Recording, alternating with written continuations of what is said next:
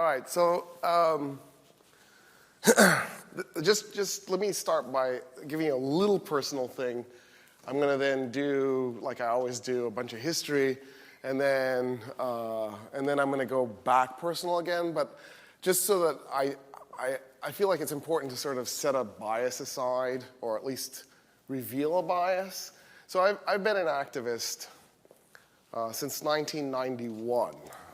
I've been arrested. I've been in a little bit of physical conflict during activist activity. And I've had ups and downs. There have been periods of time where I wasn't as active, like I probably wasn't very active in the late 90s. And then there were periods where I was much more active. But you know, I've been doing this for a long time. So when I talk about activism, I'm doing it from the perspective of a person who's dedicated to the idea that we should be activists and that more people should be active. And I'm also coming at it from the standpoint of a person who's frustrated after 27 years of activism at where we are today. Like, you know, at some level I have to admit defeat, right? We're not where I expected us to be. We haven't made the inroads into culture and society that I would have hoped. So there's a little bit of that going on. And then, you know, if you look at some of the exciting events that have happened recently, they all kind of soured in the end. And so that's probably also one of the things that's sort of bugging me. But let's do the history thing. I just wanted to be clear that I'm coming at this from the perspective of a person who's in the trenches, at least some of the time. And actually, before I do the history thing, I want to admit something, which is that when I originally thought of this talk, this talk is actually going to be probably a little difficult for me than a typical topic, because this is a little bit more personal than I'm used to. Usually, you know, I'm talking about destruction in Syria, or you know, I'm talking about something presidential, and I don't really have any connection to the presidency, and so it's easy to sort of separate myself from this. But when I originally conceived of this talk, I wanted to call it Activism and Why I Don't Trust You. And so, you know, it's got a little bit of in there. And I decided for marketing purposes, I couldn't call it that. But in my mind, that's still the talk today. So just a heads up. So first of all, it's probably a little bit obvious to you that the United States has always had at least some measure of activism. After all, it's part of our founding mythology that, you know, our gods, Madison and Jefferson and Washington and Thomas Paine and Patrick Henry went out and they chopped trees down and protested and did stuff, especially in Boston. For some reason, Boston was on fire, and Bostonians just couldn't wait to tar and feather people and get killed in massacres that weren't massacres at all. 5 dead men, to me, does not a massacre make. I would have wanted it to be like 50 dead people and maybe some women and children in there before I called it a massacre. But we're also really good at exaggerating, right? By definition, a civil war is when 2 armies clash. A revolution is when civilians go up against a government.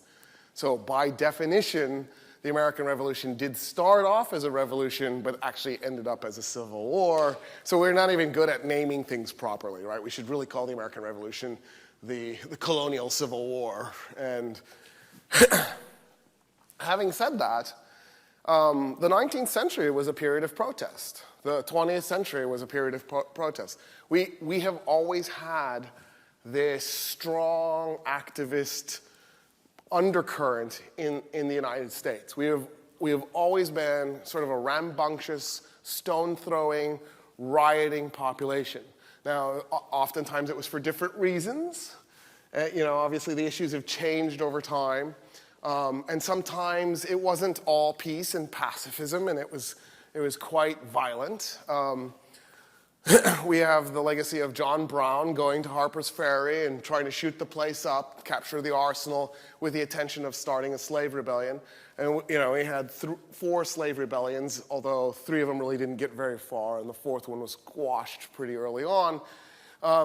So even if you do the antebellum period, the pre-Civil War period, you get this sort of interesting mix of protest and pushback. We've also always had a strong and powerful union tradition in the United States. Well, I saying always, obviously that's no longer the case. Our unions are all but dead. I'm a union member, I pay my dues, but I do it almost like a religious thing, right? It's, you know how like you keep praying to God to give you a BMW and he doesn't, but you still keep tithing when you go to church on Sunday? That's how I kind of feel. Like I've got this union, I pay my dues to it. There's two teachers' unions, there's the NES and the AFT, and one is the kind of, oh, let's be nice and polite, and then there's the AFT, which is all in your face, and of course that's the one I belong to. So we did have this strong and powerful tradition of unions, and it got rough, because you got to remember, until Roosevelt, unions were completely illegal in the United States. And so very frequently the army was called out or the police was called out, and the unions were smashed to pieces. Ludlow comes immediately to mind, where the National Guard, was it 1906? I should know this. 1906, 1908 are the 2 years in my head. It was one of those 2 years, I think. Miners went on strike in southern Colorado, and the National Guard came out and shot the place up and forced the miners back into the mines because, right, obviously at the end of the day, capital prevails over rights. Capital prevails over workers. On top of that, we've had a long struggle with women's rights. That long struggle did not start in the 70s, the 1970s. It started in the 19th century. And it's been an uphill battle, and some successes have been made, but obviously, as Hurricane Harvey Weinstein proves, we still have a long ways to go, right? We've really kind of just started at some level. And then, of course, there's this long fight for civil rights that initially started as an abolitionist movement and then evolved. And by the way, in the beginning, that the abolitionist movement and the women's rights movements were pretty fused together, and then as time went by, they sort of broke apart and went their own separate ways.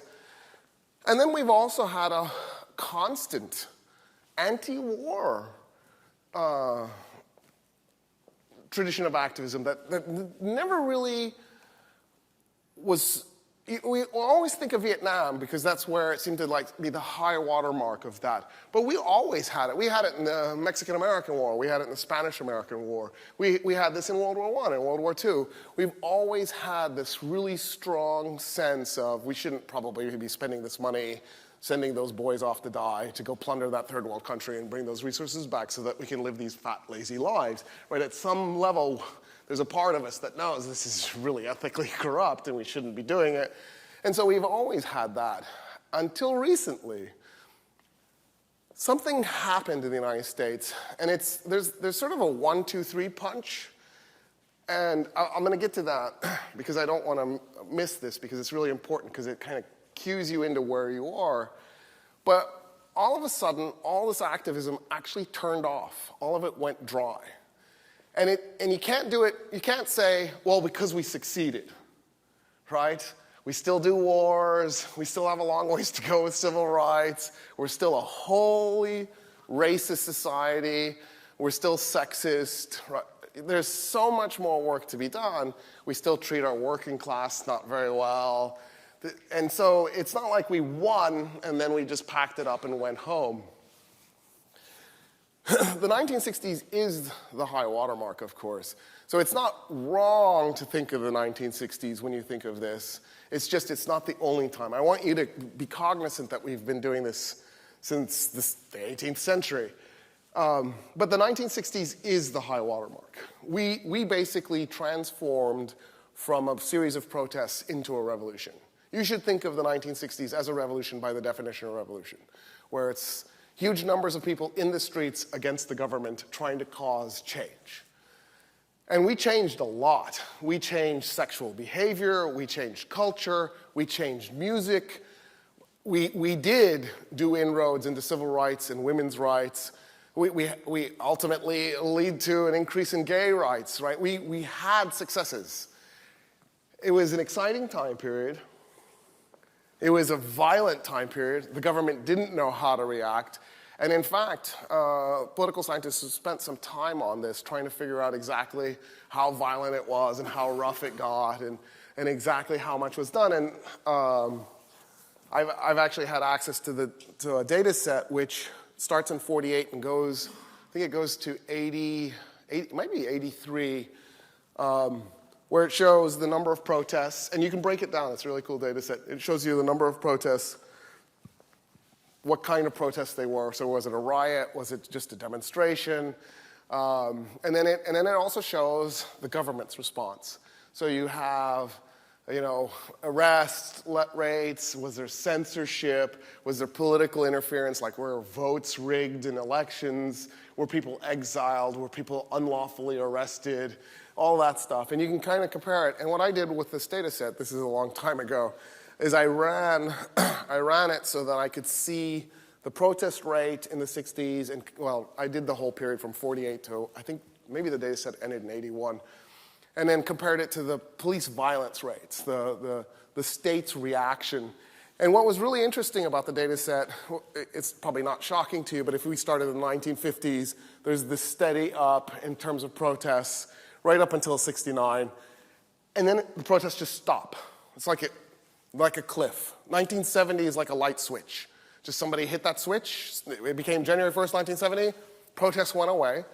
And if you look at the police violence, or the state violence, right, which included bringing out dogs and having them bite people and firing fire hoses at people and shooting live bullets at people, right?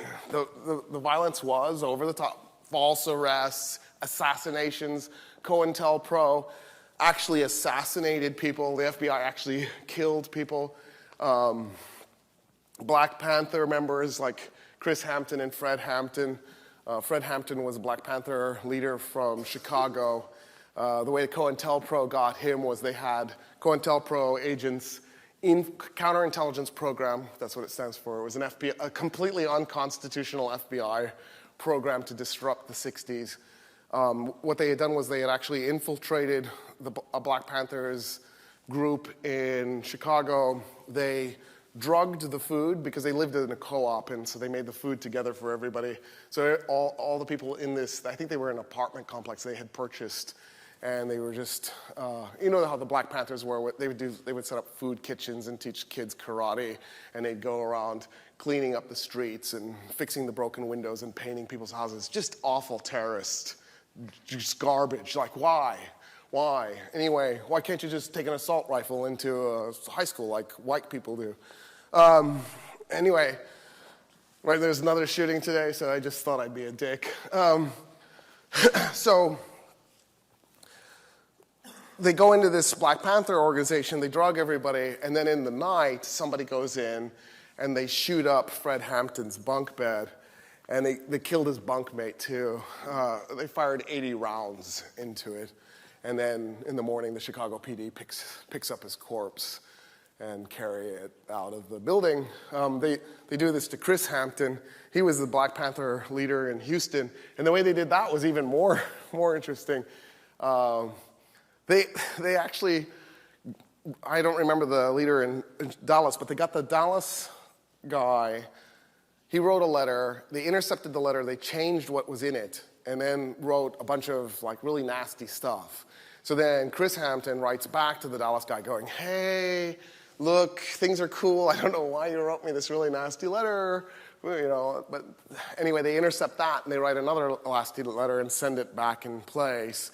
And so that guy in Dallas is like, what the hell? What's going on? Are you okay? And they intercept that, and it's more.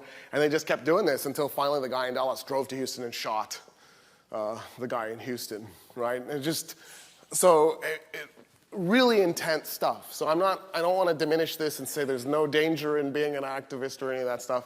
But you look at it, and the cops are always pretty much ahead.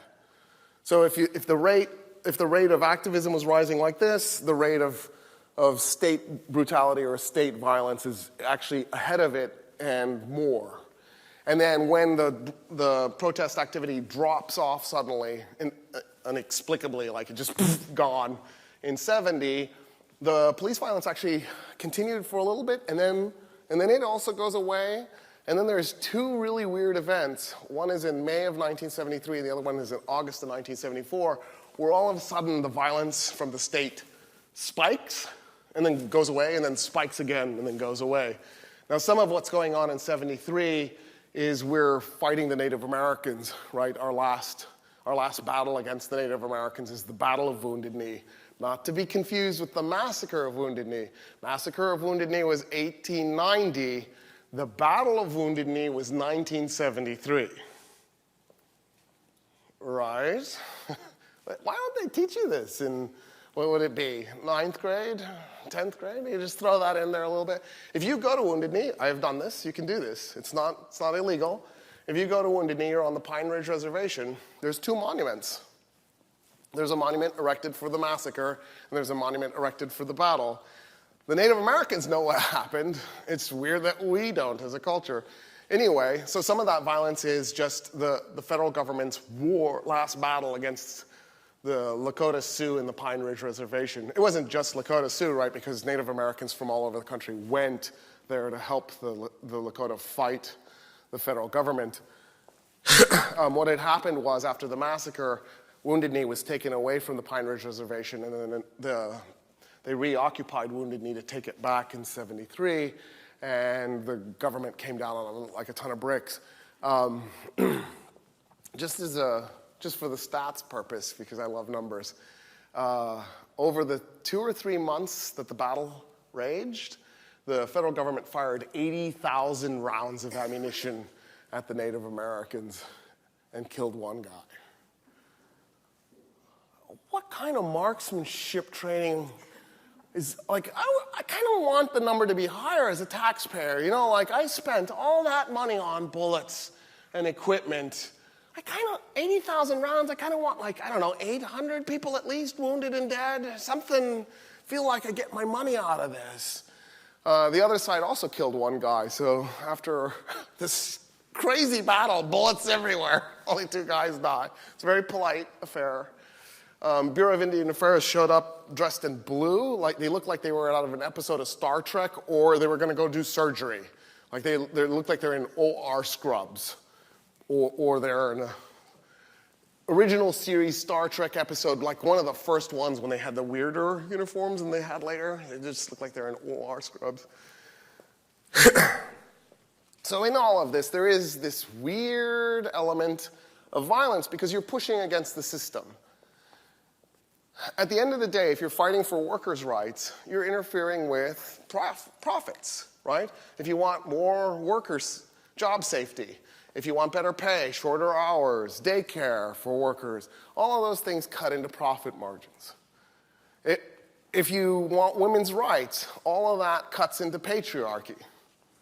You're challenging power. You're challenging the power of the system. You're saying to the system, the way you're configured isn't appropriate. We want it redone so that there's better power distribution. So, you know, the word equality, which is at some level kind of a nonsensical thing, but at least increased equality, at least increased opportunity. So let me tell you what happened, because we know what happened. I said it was like a mysterious light switch. We kind of know. I mean, we don't really know. We don't really know anything. We just sort of make it up. But we have a good narrative that almost makes sense. So let's go with that, right? The uncertainty of studying human beings. So one thing that happened was the assassination of MLK. It wasn't just the assassination of MLK. The assassination of Bobby Kennedy also had an effect. In fact, the fact that they both happened 2 months apart probably had kind of a little bit of a double whammy effect. And at some level, a lot of people just felt really beat. They felt like, geez, they're just assassinating our leaders, and it was demoralizing. The assassination of JFK had a demoralizing effect. Throw that in there too. But really, it was Bobby and MLK that really stung. And it didn't help any that Malcolm X had just recently been killed either. So that's part of it. And if you look at the NAACP's website, they say the civil rights movement ended when MLK was assassinated. I've looked at the data. The civil rights movement at least goes into '69, and obviously we're still fighting, so I don't know why they're doing that. I think it's an oversimplistic thing. But anyway, it's clearly important. In addition to that, Democrats, young Democrats, college students, had come up with a really brilliant idea. I think this is brilliant. It doesn't work, but just because something doesn't work doesn't mean it's not brilliant. Maybe that's the difference between brilliant and genius, right? Genius is it did work. But brilliant is it should have worked, it just didn't. And here's what the brilliant idea was. They were going to take over the Democratic Party. They were going to infiltrate it and take it over. Not infiltrate like sneak in, like just join it. And what they did was college students became delegates to the Democratic Party. Now, usually the way you do that is you join a caucus. You go to the caucus and you participate in the caucus, and then you get yourself elected as a delegate. You volunteer to be a delegate. You get yourself elected. And then, like there'll be the precinct where you do the caucus, and then you go to county, and then you go to state, and then you go to the DNC, or in this case, RNC if you were trying to do this for the Republican Party. And they got this idea, let's capture the Democratic Party. Now, I know some of you are a little confused about this. You think the Republican Party and the Democratic Party switched places. That's a serious oversimplification. That never happened. There was never a switch places event. What happened was that the Democratic Party had an interesting core to it. And that core was conservative Democrats from the South. So most Democrats in the North were liberal. And all the Democrats in the South, not all, most Democrats in the South, but the vast majority, were conservative. So if you were a conservative in the United States or a liberal in the United States in the 50s and 60s, you were most likely a part of the Democratic Party. So saying that they switched places doesn't make any sense because now the Democrats are liberal and the Republicans are conservative. What happened was the conservative element of the Democratic Party left the Democratic Party and joined the Republican Party. So what happened was this bipolar party that made no sense broke itself in half and reconfigured. So it'd be better to think of this as just a reconfiguration, not a switch places. But in '68, those two pieces were still entangled. There's the South, the conservative Democrats in the South are disgruntled with the direction the Democratic Party is heading, but that's still the element that's the core of the party. And so when the Democrats, when these college-age students decide to take this over, this is a really bold step. So, we all credit Lyndon Baines Johnson for signing, first the Civil Rights Act, then the Voting Rights Act, and all these other things that make the great society. And he was this amazing liberal. He was a conservative Southern Democrat who, in the beginning of his career, had a strong edge of racism. Like, he would drop the N-word in congressional committee meetings. Don't get confused here. What he was really good at, he was a really good politician. He could see the direction the wind was blowing. He knew what had happened. He's not the guy who called for the Civil Rights Act. It was actually Kennedy. Kennedy called for the Civil Rights Act just a few months before he was assassinated. And so Congress was already working on the Civil Rights Act when he was assassinated, and they handed LBJ the Civil Rights Act the next year. What choice did LBJ have, right? This is going to happen. But the irony of it is that it's the Democrats signing the Civil Rights Act. It was the Democrats who created Jim Crow. Right? At some bizarre bipolar level, it was the Democratic Party that caused the suffering for the African-American community in the South.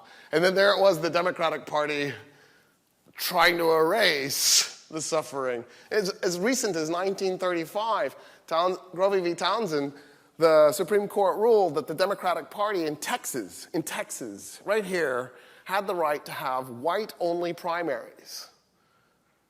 And so, 30 years later, 29 years later, LBJ is signing a Civil Rights Act. Do you see what I mean? Like, there's this really intense bizarreness to the Democratic Party.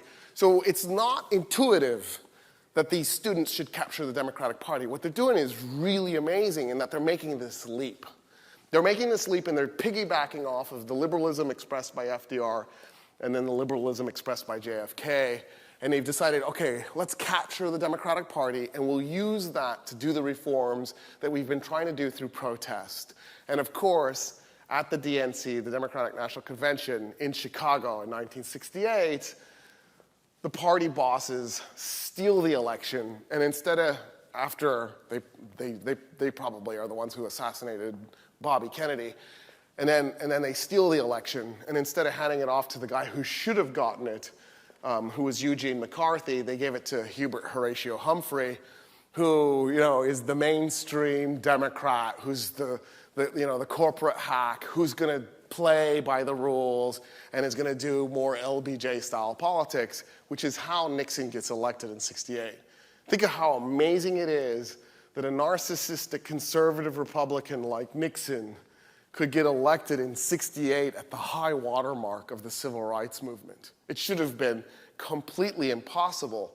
The reason it was possible is because those students who had thought they were going to go in there and through using the rules of the system legitimately transform the Democratic Party, end up having the Democratic Party presidential ticket stolen from them and handed off to this insider hack, and the students refused to vote. And then of course they riot. Well, the police riot in Chicago against the students, right? And then people see this on the TV, and people are thinking, oh my God, what's happening? The police are attacking the students. This is crazy. And so a bunch of Americans who call themselves independents, who sort of sit on the fence and don't know which way they want to vote from election to election, went and voted for Republicans because they thought they would bring them stability. And a bunch of Democrats who thought they were liberal went and decided not to vote. And then, of course, a bunch of Dixiecrats who were segregationist Southern Democrats who hated the fact that the Democratic Party had become so liberal, went and voted third party. And by the time the dust settled, Nixon was president. So that's another piece to why the civil rights movement abruptly ends in 1970. But it's not all. There's a strange component that's part of all of this. In the midst of all of this, one of the most cantankerous sources of leftist agitation in the United States, one of the most cantankerous, rowdy, in-your-face group of people were evangelical Christians. Today we call them the religious right, but if you jumped into your TARDIS and went back 50 years, you would be calling them the religious left. They didn't call them that at the time. They were just Christians. But at the time, they had interpreted, and all the way in the 19th century, evangelicals had interpreted Jesus to be a socialist. They believed that he cared about the poor. He did weird stuff like heal people, right? And he made people bread and wine and stuff. He was clearly, he doesn't say the rich shall inherit the earth. It's the meek who shall inherit the earth. And, rich people, he wasn't like, man, they're going to heaven. He was like camel passing through the eye of a needle chance of getting into heaven, which is like beyond zero. I guess maybe if you pulled the camel out at the molecular level and then ran him through it. But I don't think it's a camel anymore once you do that, right? And so what happened was, in the aftermath of the civil rights movement, where there was all this pot being smoked and all this LSD and tie-dye shirts and rock and roll and premarital sex and hippies living on communes and people running around playing tambourine in the airports and all this foo-foo new age stuff that was popping up. Conservative Republicans, fiscally conservative Republicans, went to those evangelicals and went, is that what you meant? Did you really want all that premarital sex and all that drugs and all that rock and roll to be listened to? Like, was that really what you were after when you were doing your civil rights activism? And of course they said, no, that was just like an accident, all that sin. Oh my God. So many people are going to hell to burn for all eternity just because we wanted to help black people stop getting discriminated against in the South. And they make a deal. And the deal is, this is the logic. Which is more important, going to heaven or having food? And the evangelicals go, well, of course, going to heaven, this life doesn't matter. This is just practice for the afterlife. So I guess if a person starves to death and gets to go to heaven, that's better than if a person eats and ends up in hell.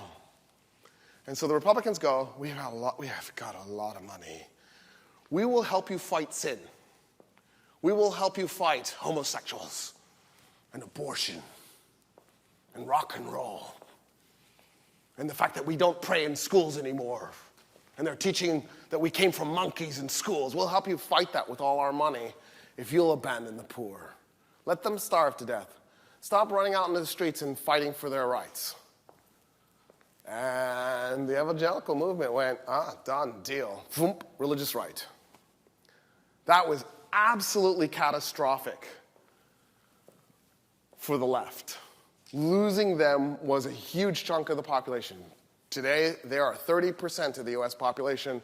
Evangelicals are the largest religion in the United States. Right? If you take, Protestants are 48%, but if you take the evangelicals, who are the vast majority of Protestants, out, they're 30% just by themselves. Catholics are 25%. Mainstream Protestants are 18%, right? Right there, 30% of the potential activists gone. Poof. Genius, isn't it? Phase 2, start charging tuition. The 60s was the perfect storm. The 60s is when unions, evangelicals, and students decided the United States had to be transformed and made a better place. Those three forces combined were unstoppable almost. They ultimately were stopped, but it was close. Right? Had Bobby not been assassinated, he seemed to be going in that direction that those activists wanted. It might have been a game. It might have been he was just trying to get votes. He might have been another cynical politician, right? But it was possible that he was the real thing.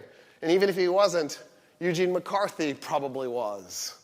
And so it was really scary, that 1968 election, those activists came shockingly close to getting their president.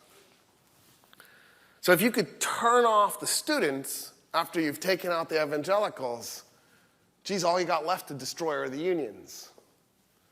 And so, I came up with this brilliant idea. What if you charge tuition at state schools?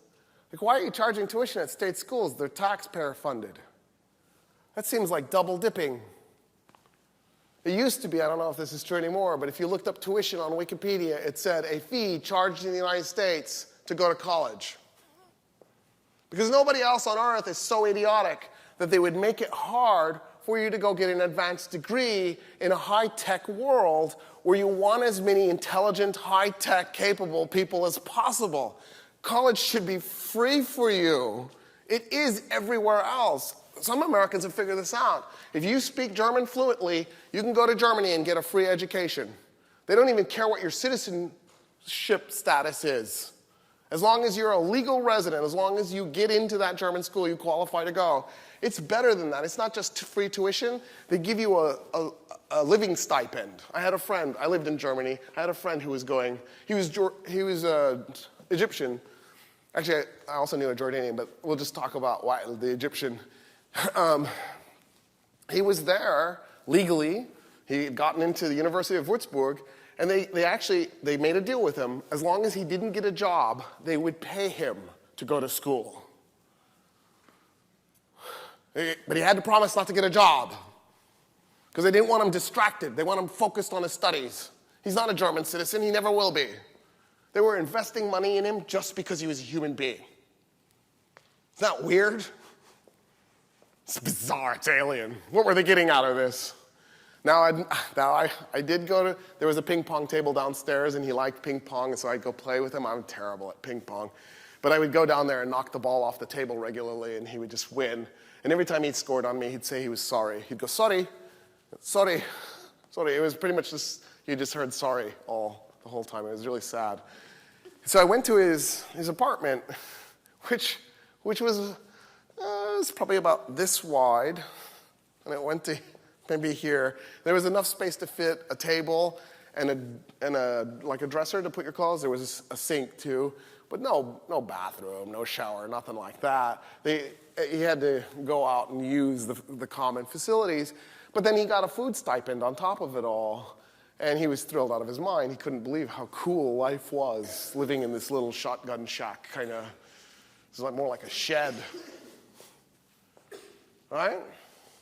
Here, we charge you an exorbitant amount of tuition that you cannot possibly afford on purpose. We began, if I remember correctly, UT's tuition in '73 was like $100. We began ramping up tuition because if it's expensive, you're going to have to get a job. If you have a job, you're not organizing, you're not protesting, you're too busy, you're too tired. You've got nothing left for this. They neutered you. They spayed you. Cool? Took you out. A few years ago, I'm trying to remember when. It was like 2001, 2002, 2003, right in there. There were protests in South Korea.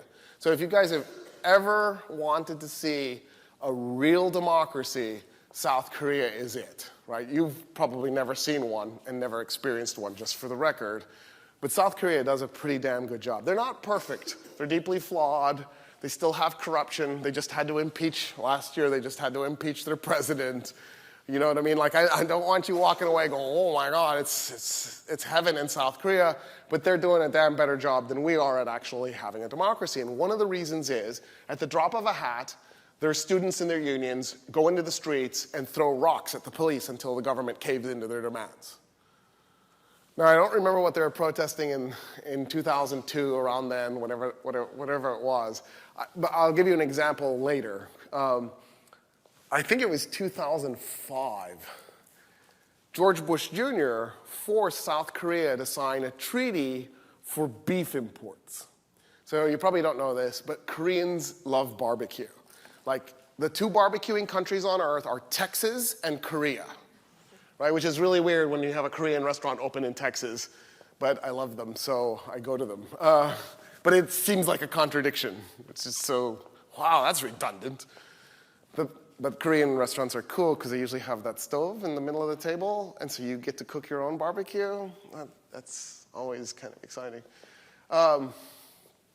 So Koreans eat a lot of beef. Well, now they're going to have to import U.S. beef. U.S. beef is steroidal, tetracycline pumped beef that's been fed literally chicken feces. This is one of the many things we feed our cows in the United States. I mean, it is, wow. We clearly don't give a crap what goes into our bodies. Like, this is not something we concern ourselves with. The level of testosterone, adrenaline, estrogen that's pumped into our meats to fatten it up, and then, right, it wrecks their immune system, so we give them tetracycline, but also tetracycline will just automatically fatten them up anyway. And so, you know, just between the whole thing, the South Koreans are like, no, we're not eating that beef. And they began protesting, nonstop, just day after day.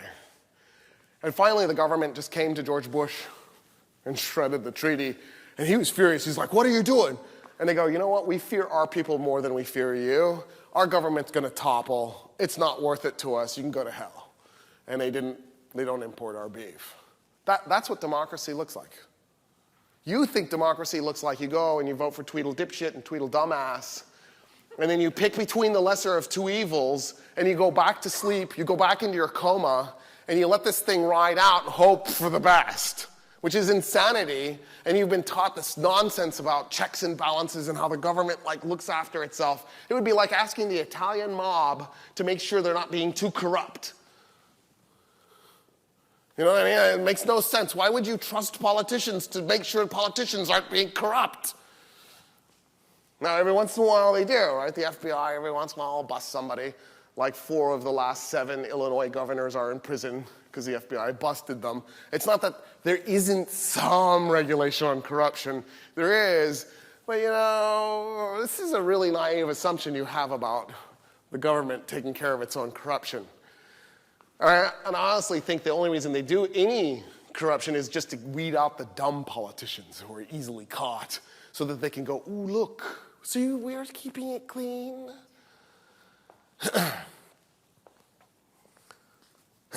I have a friend, he's at UT, well, he's emeritus now. He's Harry Cleaver, he's an economics professor, and he wrote an article about what I just told you, about if you charge tuition, you could take out students. And so there was this guy in the Bush administration who wrote an article for a South Korean magazine quoting Harry Cleaver's article as a roadmap to how to take out South Korea's students and how to make South Korea less democratic. Like, think of how insane this is. This drove Harry crazy. He was furious. He's written this article to expose the ugly, nasty thing that's been done to our student population. And then here's this guy in the Bush administration going, oh my God, South Korea, if you did this dirty, ugly thing to your student population, you could totally pwn them. Interestingly enough, several states around the world have experimented with tuition. The Federal Republic of Germany did it. They, at one point, were charging 2,000 euros a year. It didn't last. There were too many protests. Finally, they just had to back away. Quebec did this in 2011. They passed, right, the province in Canada that speaks French, they passed legislation charging tuition, college tuition, to their students. Their students began protesting, like nonstop. Like, no, we're not doing this. So, you know, any good government in a democracy, their next step was to ban protest. They passed legislation banning protest. So in the United States, we'd be like, oh, okay. Oh, okay. The Supreme Court will figure out if that's constitutional or not. Oh, thank God for checks and balances. Every day at 7 p.m., everybody in Montreal walked out of their homes with pots and pans and spoons and whatever, and they would just go around the city banging. Boom, boom, boom, boom, boom. They did this day after day after day to show not only solidarity with the student population, but also to protest the ban on protesting by protesting, right? And they did it until the Quebec government collapsed. It toppled. They had to hold emergency elections and elect a brand new government. The first thing the new government did was rescind tuition and the protest ban. That's what democracy looks like. That's why I say what you've never seen it. Because you don't know. Because you don't realize you have to be an active part to make it work. Because when the government does something corrupt and disgusting and unconstitutional, you have to take to the streets to stop it. So people are like, oh, I hate traveling to Paris. They're always on strike.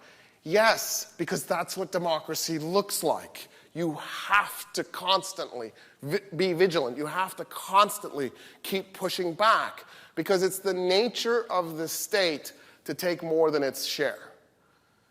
And so it must be the nature of the citizens to be a rough, kind of cantankerous, odious bunch who refuse to give the state more than its share. Having said that, not that the state is evil. If you had asked me 10 years ago, I would have said, yeah, the state's evil. I'm way past that. No, the state's wonderful. Thank God for the state, dude. Look at how bad of a time you have ruling yourselves. Forget about it. We should go monarchist. I have no problem with the state. The problem is that every institution to ever exist naturally corrupts over time. It's just human nature. So you have to be vigilant to fight back against that natural tendency towards corruption. Everything tends to stagnate. It's just entropy. It's just the way we are. So you have to push back. There's no winning. We will never, ever as a species reach a day where we achieve utopia, and thank God, how boring would that be? What would be the meaning in life?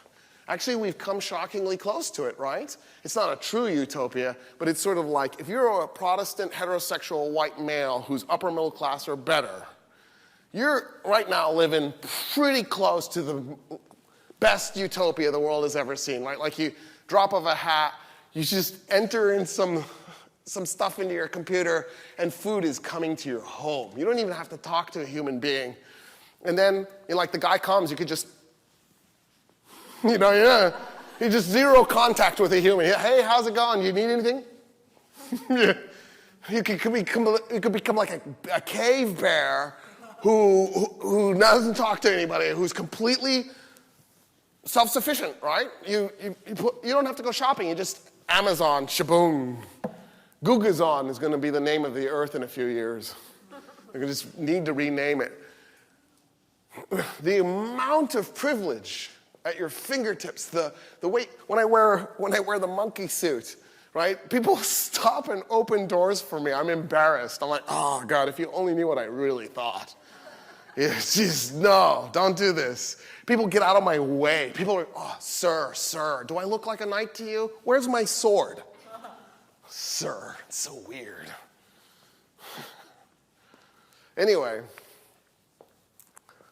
there's one problem left now that we've neutered and spayed the student population.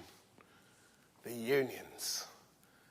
And Reagan came in, guns blazing in 1981. First thing he does is he takes on PATCO.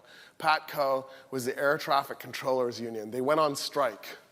Now, think about what Reagan does next. He fires them all, which is unbelievable. Like, talk about a skill you acquire through time for a really high-stress job. Can you imagine you've got a bunch of airplanes in the air, and you're looking at a screen that's got radar on it, showing elevation, right, showing the direction, showing the speed, and you've got to do this in your head to a degree. Obviously, you can get 81. They were probably doing it by hand mostly, but you know, right? This is your expertise keeping the planes from going bang. And it's really high traffic, and they're going fast. Those planes are going like, 350 miles an hour. You make a mistake, 300 people are dead. And Reagan goes, you're fired, and replaces them all. Like, you kind of would have been an idiot to fly in 81. It's just, you know what? Let's go on a road trip this year, hon. And he goes to war with the unions, which is ironic because he was the president of the Screen Actors Guild for 7 years when he was in Hollywood, right? Here's this ex-union president, and he eviscerates the unions. That's why I mocked my union in the beginning. I am AFT to the bone. I'm a believer, but I know at the end of the day, unions have no power left in the United States. They've also been spayed and neutered. There's nothing left. So that's that end of it. That's the light switch turned off in 1970. There's another component to it, and I don't blame anybody. I wasn't there. I mean, I was there, but I was just like a baby, so this is the 70s. What happened was people were really feeling good about the achievements of the 60s, and so they invented disco. Disco was intended to be a celebratory event. It was meant to be like just a giant party that lasted several years, maybe mixed with some cocaine, and people were just going to dance and celebrate. And I think that, so I said I wasn't going to bash anybody, but I just want to say it's too early. No, it's not. Don't start celebrating winning the race until you cross the finish line.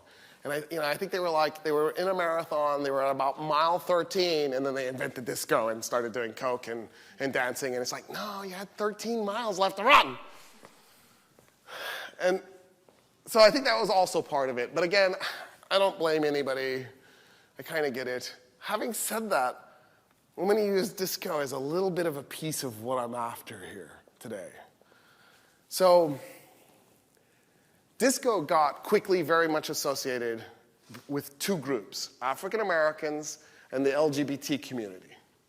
Right? And it was sort of initially an underground scene, and it was this celebration, and it was a civil rights celebration, and so those two communities came together and celebrated. And what that did was that caused a crazy backlash in the 1970s against disco amongst heterosexual white men. You all don't know this because you're too young and they're never going to teach you anything, let alone some small little detail like this. But at a football game, they decided to do a stunt, they being whoever, I don't know, the advertisers for the football game, publicity guys, the PR guys, where they took a bunch of disco albums, right, because it's back in the day with, I think it was 79, and they put them in the middle of the football field and threw these albums on there, on this platform, And this guy gets on and goes, "I hate disco, I hate disco." And pretty soon, this stadium filled with white male heterosexuals start stomping, "I hate disco, I hate disco."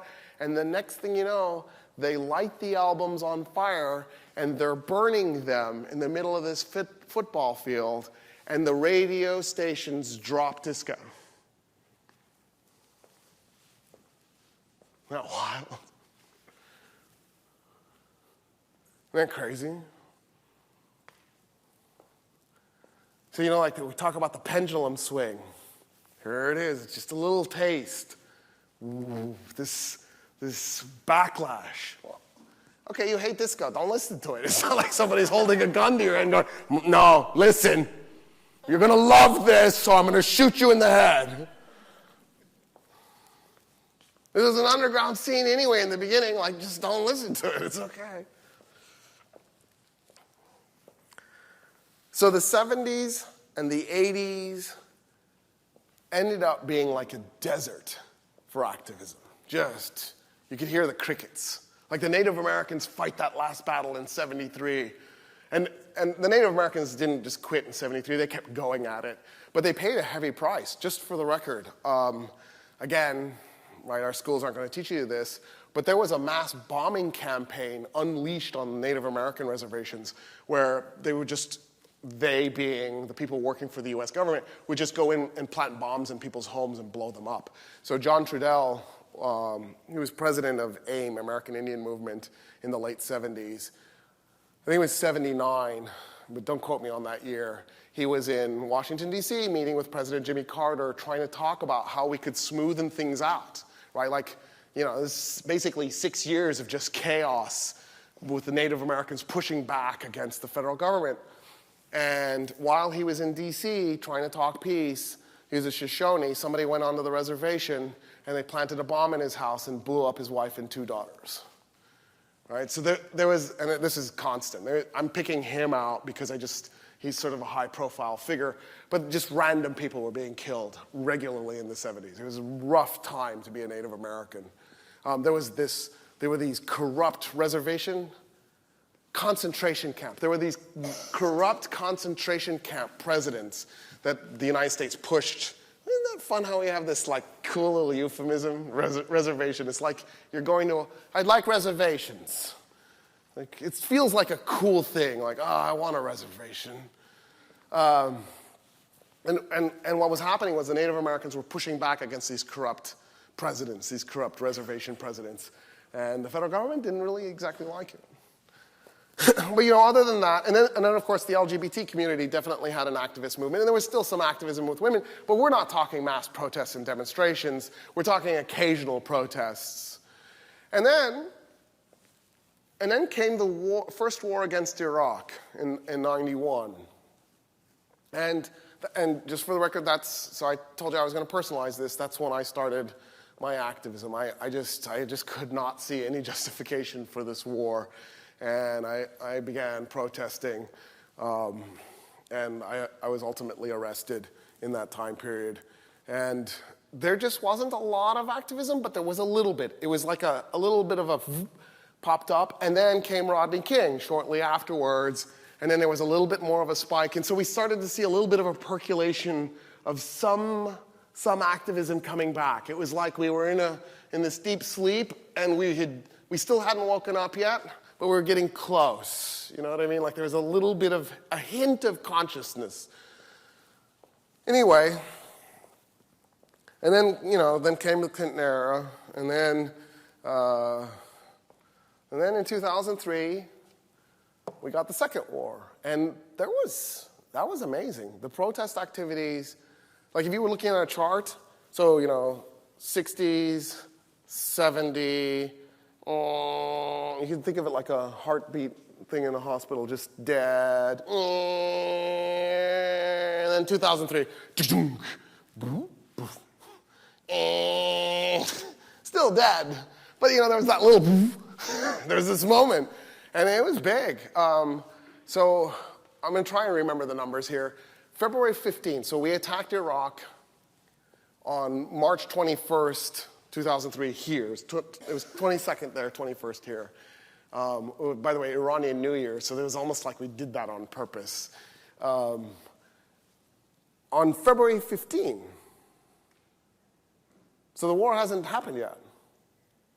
The world saw the largest ever demonstration, ever. I don't mean it's been eclipsed since, but up until that time. So I mean bigger than anything that happened in the 1960s. Isn't that incredible? Bigger than anything that happened in the 1960s. Protesting a war that hasn't happened yet. It will happen 5 weeks later. And it was a series of protests that led up to that. It wasn't like it was the first protest. There had been protests, really, I think they started in November. How I remember it was there was basically monthly major global protests. On February 15, the number that I remember was 15 million people showed up around the world protesting in like 100 different states, not provinces in the United States, really states. So like the Federal Republic of Germany and Italy, right? All these places. In the US, I think we had 7,000 here in Austin. It was a big number, something like that. In San Francisco, there was like 500,000. In New York City, 500,000. On one day, just those two cities, 1 million people. It was incredible. I was blown away. I couldn't believe it. Of course, compared to the rest of the world, in Berlin there was 1.5 million. In London there was 2 million.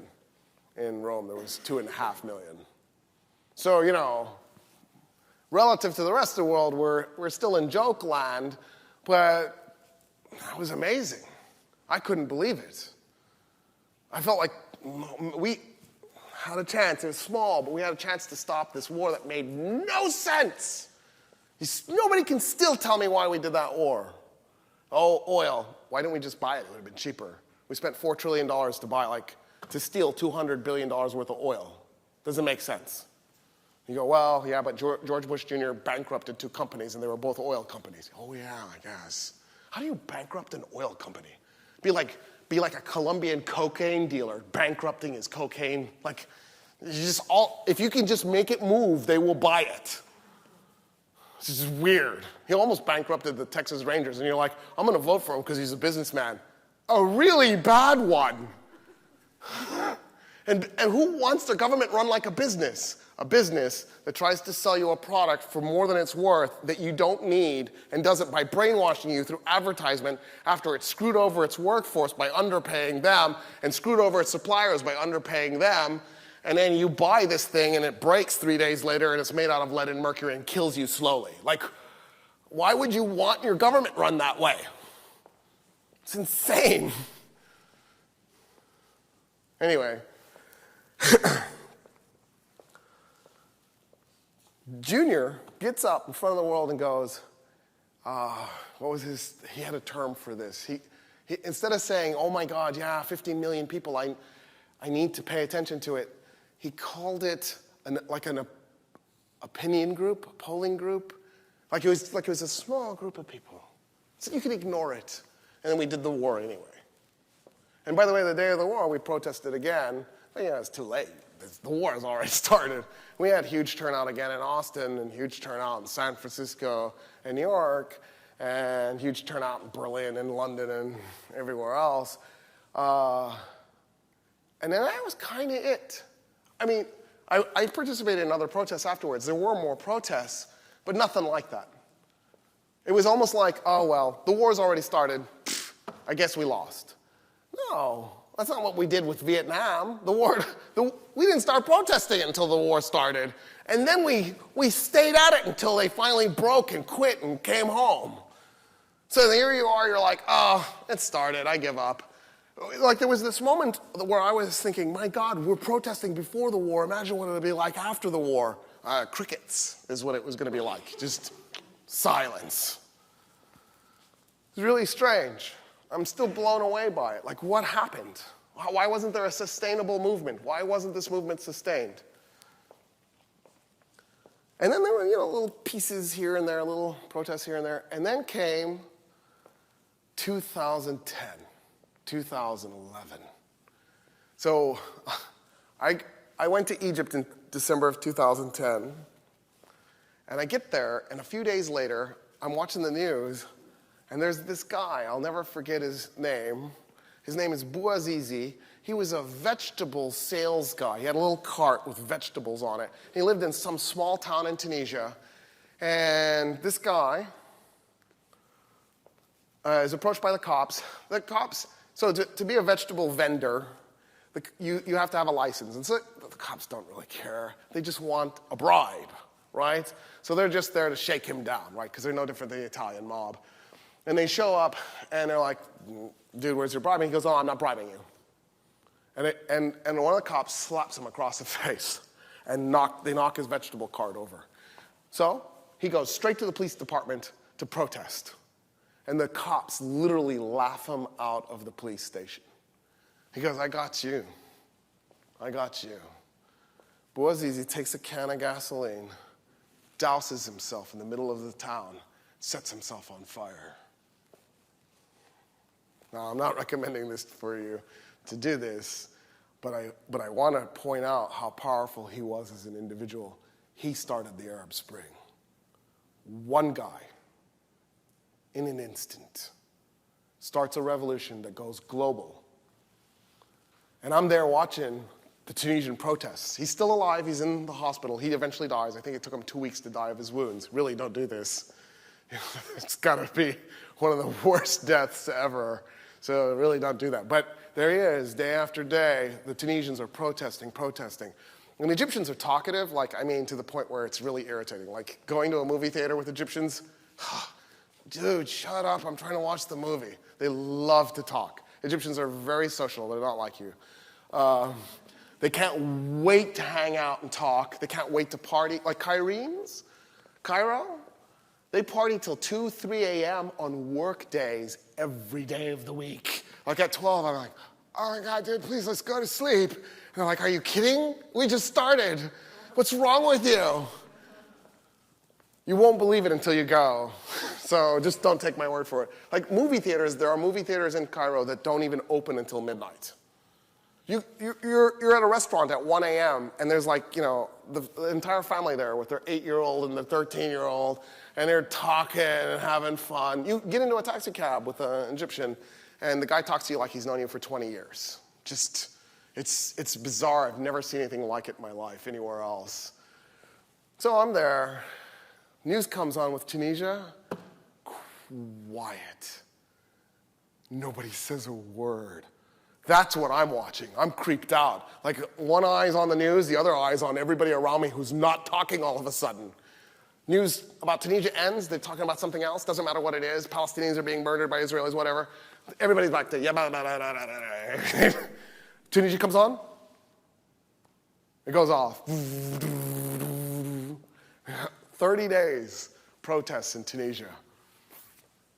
And at that point, so I turned to my wife on, I think it was around the 1st, and I go, I just want to say, this is going to turn into a pan-Arab uprising that's going to spread throughout the Arab world. It started in Tunisia, it's going to go everywhere, and I actually think it'll transcend the Arab world and go global. And she's like, whatever, shut up, dumbass. And she's like, you always expect the best and the worst at the same exact time. So you're always going to predict something like that. I'm like, okay, but I think I got this one. Anyway, it was New Year on December 31st, 2010. I'm watching the TV for New Year. I'm hanging out with a group of Egyptians. And news comes in. I was hanging out with Christian Egyptians. And news comes in that terrorists had set off a bomb in front of a church in Alexandria. And, everybody's New Year celebration has just ended because it's like, God damn it. The next day, there are protests in downtown Cairo. And I'm like, oh, is this really a good idea? Because my assumption is it's Christians protesting Muslim terrorists. It wasn't. I mean, Christians were there, but there were Muslims there too. The Christians and the Muslims were holding hands protesting the government because as far as everybody was concerned in Egypt, it was probably an inside job, and it was the government that set off the bomb to distract the public from the tyranny in Egypt, and also maybe because the government was starting to get nervous about what was happening in Tunisia, and there were 3 days of protests. And I was just blown away. I'm like, wow, I didn't expect this. This is really sophisticated. This is, you know who the enemy is. It's not this fantasy terrorist thing. It's the state that tyrannizes you, and you're focused. And this isn't sectarian for you. It's not Muslim versus Christian. It's Muslim and Christian versus the state. It was brilliant. Like, blew up all my stereotypes. And then it went away.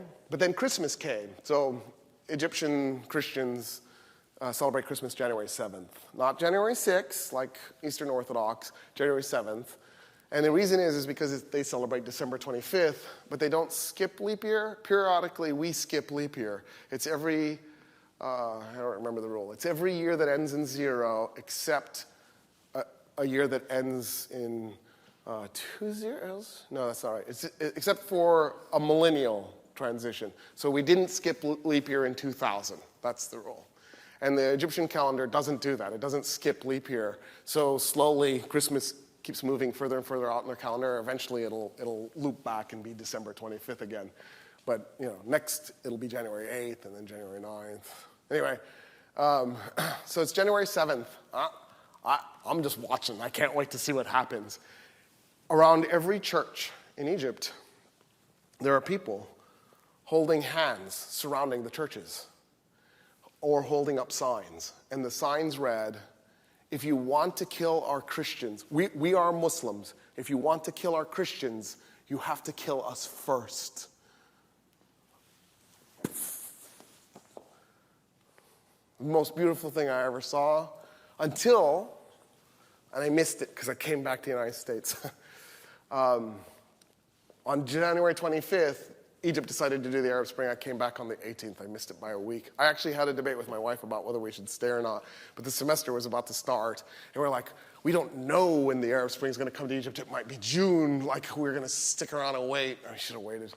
Anyway, it starts on the 25th, which was a Tuesday. That Friday is the Muslim Sabbath, when the cops were pretty brutal in the beginning of the Arab Spring in Egypt. What happened that Friday was the Christians had surrounded the mosques, really the front of the mosque, because there isn't enough room, so people actually spread out carpets into the street and you pray in the street. They'd surrounded the front of where Muslims were praying, holding up signs going, these are our Muslims. If you want to kill them, you have to kill us first, and holding hands. And the army couldn't, or not the army, the police couldn't do it, so they just waited. But the instant people stopped praying, it was on. And it was a brutal battle. It took Egypt 18 days to topple their 30-year-long tyranny. Just 18 days. Isn't that incredible? It took Tunisia 30 days to topple their 18-year-long tyranny. And then, of course, this thing spread. It went everywhere. It went to China, it went to India, it went to Chile, it went to Brazil, it came to the United States, it went to Spain. In Spain, it was called the Indignado movement. In the United States, we called it Occupy Wall Street. That was the Arab Spring. We had it right here. And the initial flare of the Arab Spring was actually when Madison, the capital of Wisconsin, Madison was captured by protesters who were protesting Governor Scott Walker and the Republicans and their draconian austerity bills that they were passing. And they actually captured the Capitol building. The Arab Spring was still going on in Egypt. There were people holding up signs in Cairo saying that the people of Cairo stand with the people of Madison, Wisconsin. This is magic. Who could have imagined this? Right? And then, of course, the Democratic Party suckered the protesters into giving up the Capitol building. Oh, this isn't the way. Let's do a recall vote. You can send us $20, $50, $100, and we'll fight for you. And they got the people to give up the Capitol. Dude, they won. You capture the Capitol building, there's nothing left. It's like playing a game where you're supposed to capture the flag. That was the flag. You don't have to negotiate with anybody. Well, but Americans don't know the rules. We called it Occupy Wall Street because here's what the Egyptians did in Meydan Tahrir, the center of Cairo. They occupied it permanently. They went in, and they stood there, and they waited day after day. And if you couldn't protest, you would drop off food and water. If you could protest, you would go for as long as you could until you had to go to work or go home. But you took shifts so that it was permanently occupied, so that no matter what time of the day it was, for the government to take back Meydan Tahrir, they were going to have to beat up protesters to do it. So we decided we were going to do that here. We're going to occupy Wall Street permanently. It wasn't actually Wall Street. It was Zuccotti Park in New York City. But, you know, it was in that vein, that principle. And you guys are too young to remember Occupy. But Occupy was really exciting, in part because it was purely democratic. It was really strange. It had no hierarchical leadership like you would expect in a protest movement. And it was organized at the ground level, and just people volunteered, and they went, and they had these really interesting democratic rules. And you could steer policy. All you had to do was show up and vote. Well, show up and suggest the policy, and then convince people to vote for that policy. And it was like bizarre. And I'll just admit, even though I kept going to Occupy Austin, I was arm's length, because at some level I'm a political scientist. So even though I'm an activist, I'm also an observer. And so what I ended up doing was so I can tell you my part, I ended up being responsible for organizing teach-ins for Occupy. And I don't remember the exact number we did, but I think we did like 24 over the course of the couple of months. And I think I did 5, and there was another UT professor who did 5, but the rest we brought in other professors. And it was really cool. Like I brought in Bob Buzanko from the University of Houston to come do a talk. And, you know, like I was getting people to commute to go do this. It was really exciting. It felt like there was a revolution going on. And in Austin, the city government was very brilliant. It just waited it out. Eventually, the only people left were homeless, and they just sort of scooted them off to a park. They just outpatiented us. In New York, Boston, and Oakland, they knew better. They knew that we wouldn't just sort of fizzle in those 3 cities. Right? Those 3 cities, the people have a little bit of staying power. And they violently put down Occupy Wall Street, Occupy Oakland, and Occupy Boston. Occupy Oakland was so violent, the protesters fought back. Go look up Occupy Oakland videos. It's on YouTube. I mean, it's intense. It's rolling battles between the police. In the case of Occupy Wall Street and Occupy Boston, it wasn't rolling battles, but the police are brutal. I mean, they're pepper spraying people in the face. And that's when cameras were available. There were multiple attempts to reoccupy Zuccotti Park. The New Yorkers didn't just give up like we did here. They kept trying to get back in. And what ended up happening was Congress, so this is 2012 now, because Occupy was at the end of 2011. 2012, at the beginning of 2012, Congress, which the Republicans had the House, but the Democrats had the Senate, passed a law saying that in the event that there's a protest going on that the police want to break up, they can actually ban the press from showing up and take down the protest without the press being present. And President Obama signed it. Because the Democrats and the Republicans are very good at finding unity when it comes to tearing up your civil rights, like when they passed USA Patriot Act, for example. Like, you think this is Democrat versus Republican. The Democrats and the Republicans are a coin. One side is heads, one side is tails. It's still the same coin. The Democrats are imperialist light. The Republicans are imperialists all the way. Right? When Junior was president, we were at war with 4 Muslim countries. When Obama was president, we were at war with 7 Muslim countries. He added 3 more. Now, it's true he withdrew us from Iraq, but then it's also true he put us right back in and then invaded Syria. Right? Don't get confused about this. The Democrats are still part of the system. They're still owned. They're owned by the same corporations that fund the Republicans. If you look at who funds whom, you'll find that the Democrats are sending to the same guy the Republicans are sending to. Right? I mean, Seagram's used to be one of the biggest donors in 2000. And if you looked at what Seagram's was doing, I don't know why. Like, was there a problem? They're not getting their alcoholic beverages to market? They needed to buy Congress? And they were giving to both parties equally. They didn't care. They don't care who wins. They just want to make sure they own whomever wins.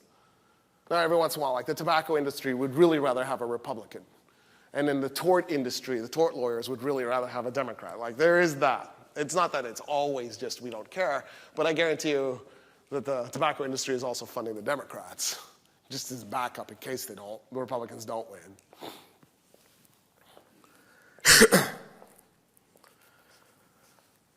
So the attempts to reoccupy Zuccotti, I think there were 3 or 4, maybe 5 attempts, were all ultimately put down violently.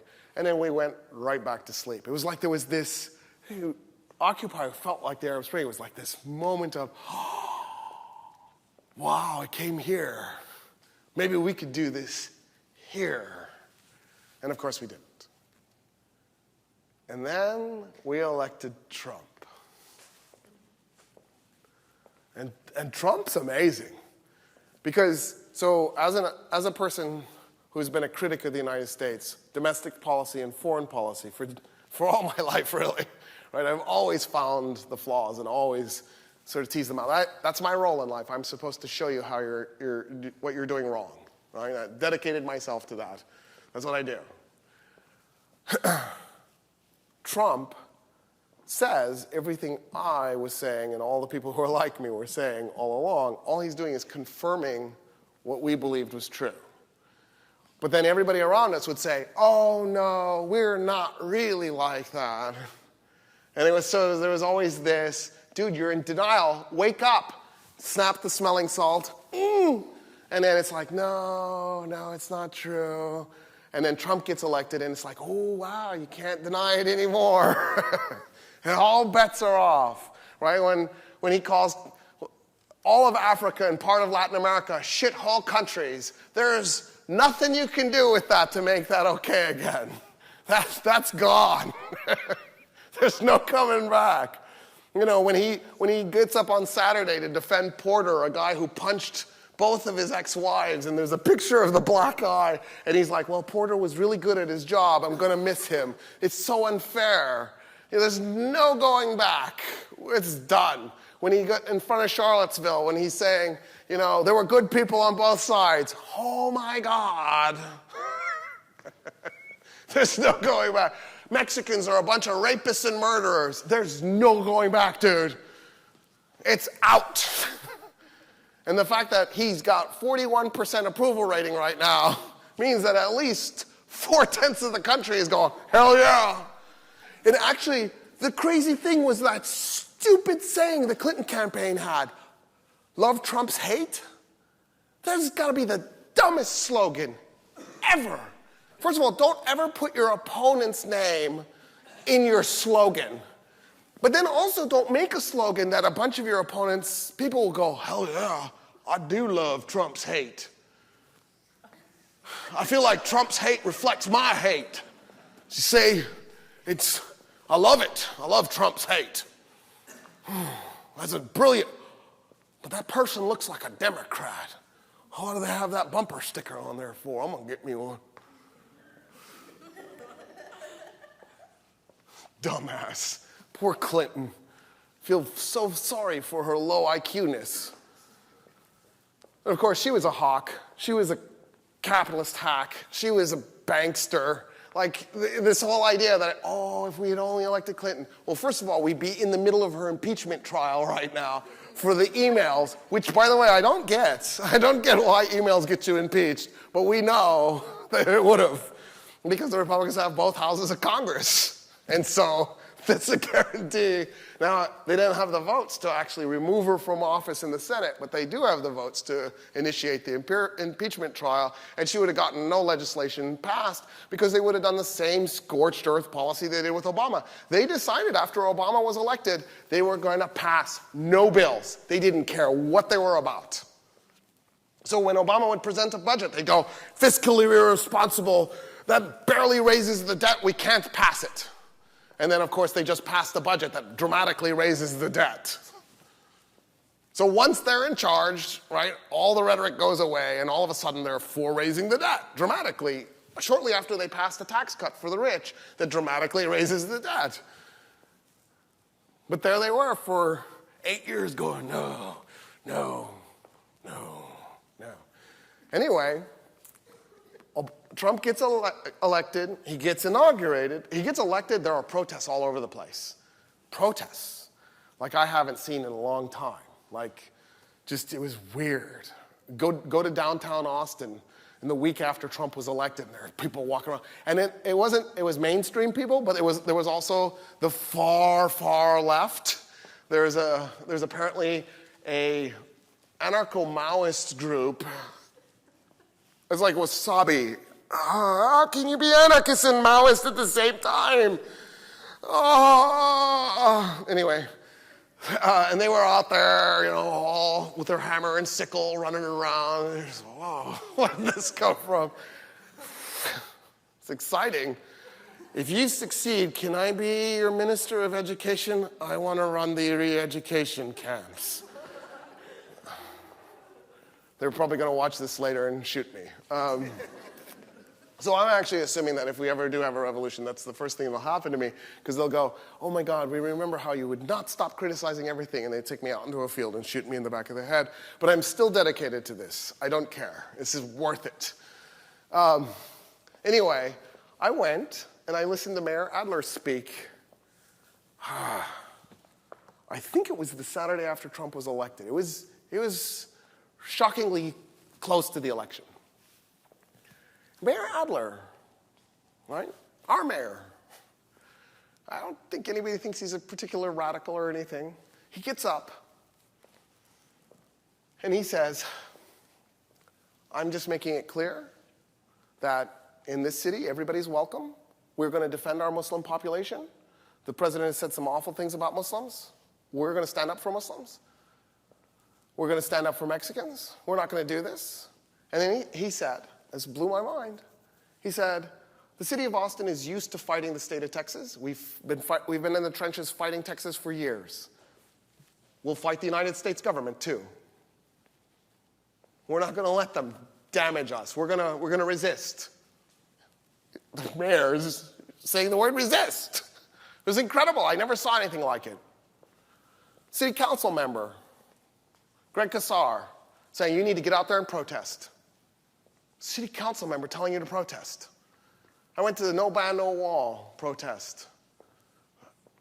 For those of you who don't know, it was where Mexican Americans and Muslim Americans got together to protest the Muslim ban and the wall at the same time. It was beautiful. Half the committee was Muslim and half the committee was Mexican. And I got to actually, I never was an active participant, but I would occasionally go and hang out with them. And I went to the protest, and Beto O'Rourke spoke at the protest, the representative from the El Paso area in the U.S. House of Representatives, right? Mainstream Democrat. And he gets up there, and he goes, protest, protest, protest. I'm like, what's happening? Oh my God, I've never heard a U.S. politician shout protest at a crowd of people protesting. What's happening? And then after he was done, he came and he stood next to me and we talked for 40 minutes. And I was blown away. Like, what's happening? And then, of course, can't forget it because it was the most important of these events. I was building up to it, of course, trying to get you fired up. The Women's March. If you didn't go, you missed something magical, beautiful. I mean, it was insane. So I'm like, okay, well, let's just march until we get to the end of the march. And so we start marching, And we realize there is no end. It's a continuous circular march. And so we would have literally had to march until the end of the day. And then we realized, no, that's not what I meant. Let's just march until we get back to the Capitol. I'd never been to a march in Austin that was a continuous circular march that literally had no end. Right? It was beautiful. They should have done an infinity sign on the city and just had it loop. Although it would have been really hard to cross over in the middle. But it would have been perfect if you could figure that out. Because it was all lanes. Right? This was a thick crowd. It was a thick crowd of a bunch of angry people, not just women, just for the record. But obviously, there was a large number of women. And here's where the rub comes. Because you knew I was going to go, yeah, of course I'm going to critique. And I told you, that's what I do. I critique everybody and everybody. Like, I'm not going to hold back. So here's what happened for me. I actually went off-grid in terms of activism. So I've been an activist, effectively, for 26 years. Trump gets elected, and I found myself no longer wanting to do it. My heart shifted. Not because I like Trump, although I do. I love his truth. I love his honesty. He's showing the whole world that we're a bunch of Archie bunkers, something that the whole world always suspected, and now we can't deny it anymore. At least 40% of us are Archie bunkers. If you don't know what I'm talking about, it's All in the Family. It was an amazing sitcom in the 70s that tried to show the American population what the American population really was. And I think what happened was the Archie bunkers in the United States saw that show and went, God, that is really embarrassing. I can't believe I look like that. I'm going to hide my true nature from everybody and be really polite. Trump comes along and he acts like Archie Bunker, and people go, oh, I have permission to be Archie Bunker again. Here I am in all my racist glory, sexist glory, right? And here it goes. To the point where the number of anti-Semitic attacks have gone up dramatically. The number of attacks on Muslims have gone up. The number of attacks on women have gone up. The number of attacks on the LGBTQ community has gone up. Like, we have seen the works. Racism is through the roof like we haven't seen. Interestingly enough, deportations are down, so that's fun and counterintuitive. And interestingly enough, deportations of white people is up. Like, the number of Irish people being expelled from the United States is through the roof now.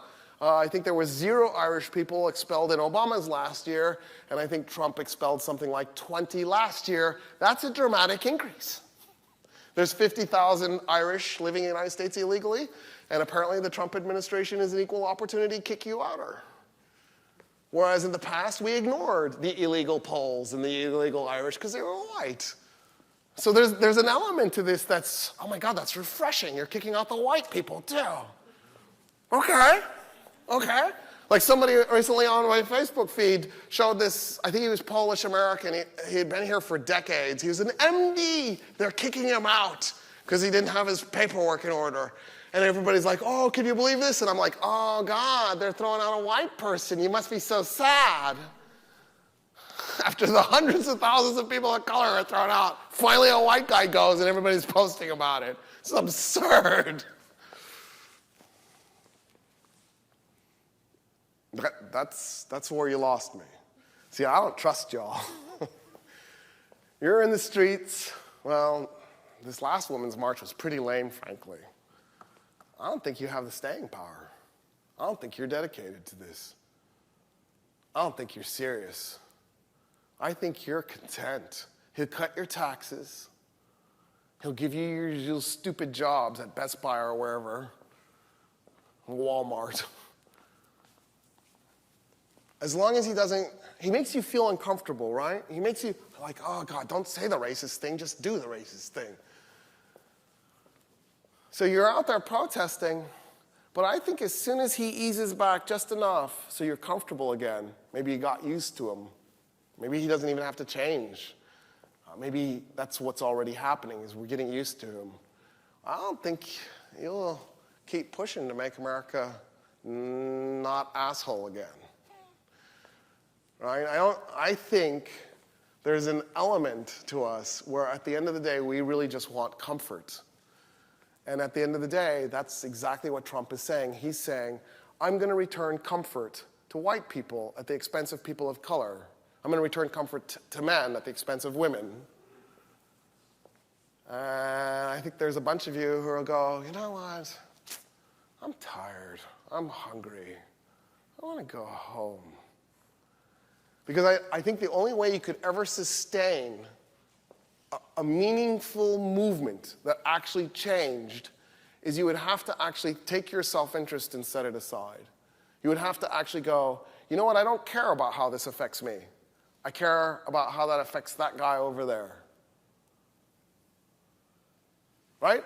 So I'm a little complicated in that I'm not quite as white as maybe some of you think, and I've got that Mexican-sounding last name, and so between that, maybe there's a little something going on, but I've never gotten anything but white male privilege. Heterosexual, white male privilege. My whole life. I've never, every once in a while, maybe I've caught a, well, you're a Mexican, but you look so white kind of thing, and I'm not actually Mexican. So it's like, yeah, that's fine. My ancestors built pyramids. What did yours do?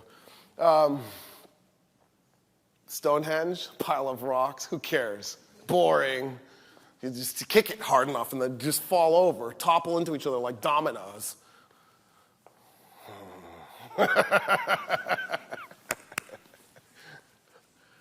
Anyway, this is my concern. My concern is, and I'm gonna nail you. I'm gonna be politically incorrect, and I'm gonna come out. I don't trust white liberals. I've been in the trenches for a long time. And I don't think white liberals are quite dedicated yet. Even the women. Even though you were there in large numbers 13 months ago, you really weren't there in large numbers 1 month ago. And so, and here's the other thing. I just don't trust the Democratic Party. And you've put all your hope into the Democratic Party's going to save you. Geez, I just see it as Tweedle Satan and Tweedle Lucifer. Like, I don't buy that the Democrats are going to save the day. Obviously, the Republicans aren't going to save the day, but if you're banking on all we have to do is in 2018 switch parties, then you've totally lost me, because I've seen this story before. I don't know if you remember the 2008 election when we elected Obama, and here we are, right? So if we elect Obama, it'll be the end of racism, and here we are. If we elect Obama, he'll be so liberal and he'll stop all wars. And there he was in front of those 5 drunk Norwegians giving his Nobel Peace Prize acceptance speech. What was it, like 3 months into his presidency? And he gets up and he says, I believe in war. And the drunk Norwegians who gave him they had to be drunk. There is no way you could give him the Peace Prize without having been completely inebriated.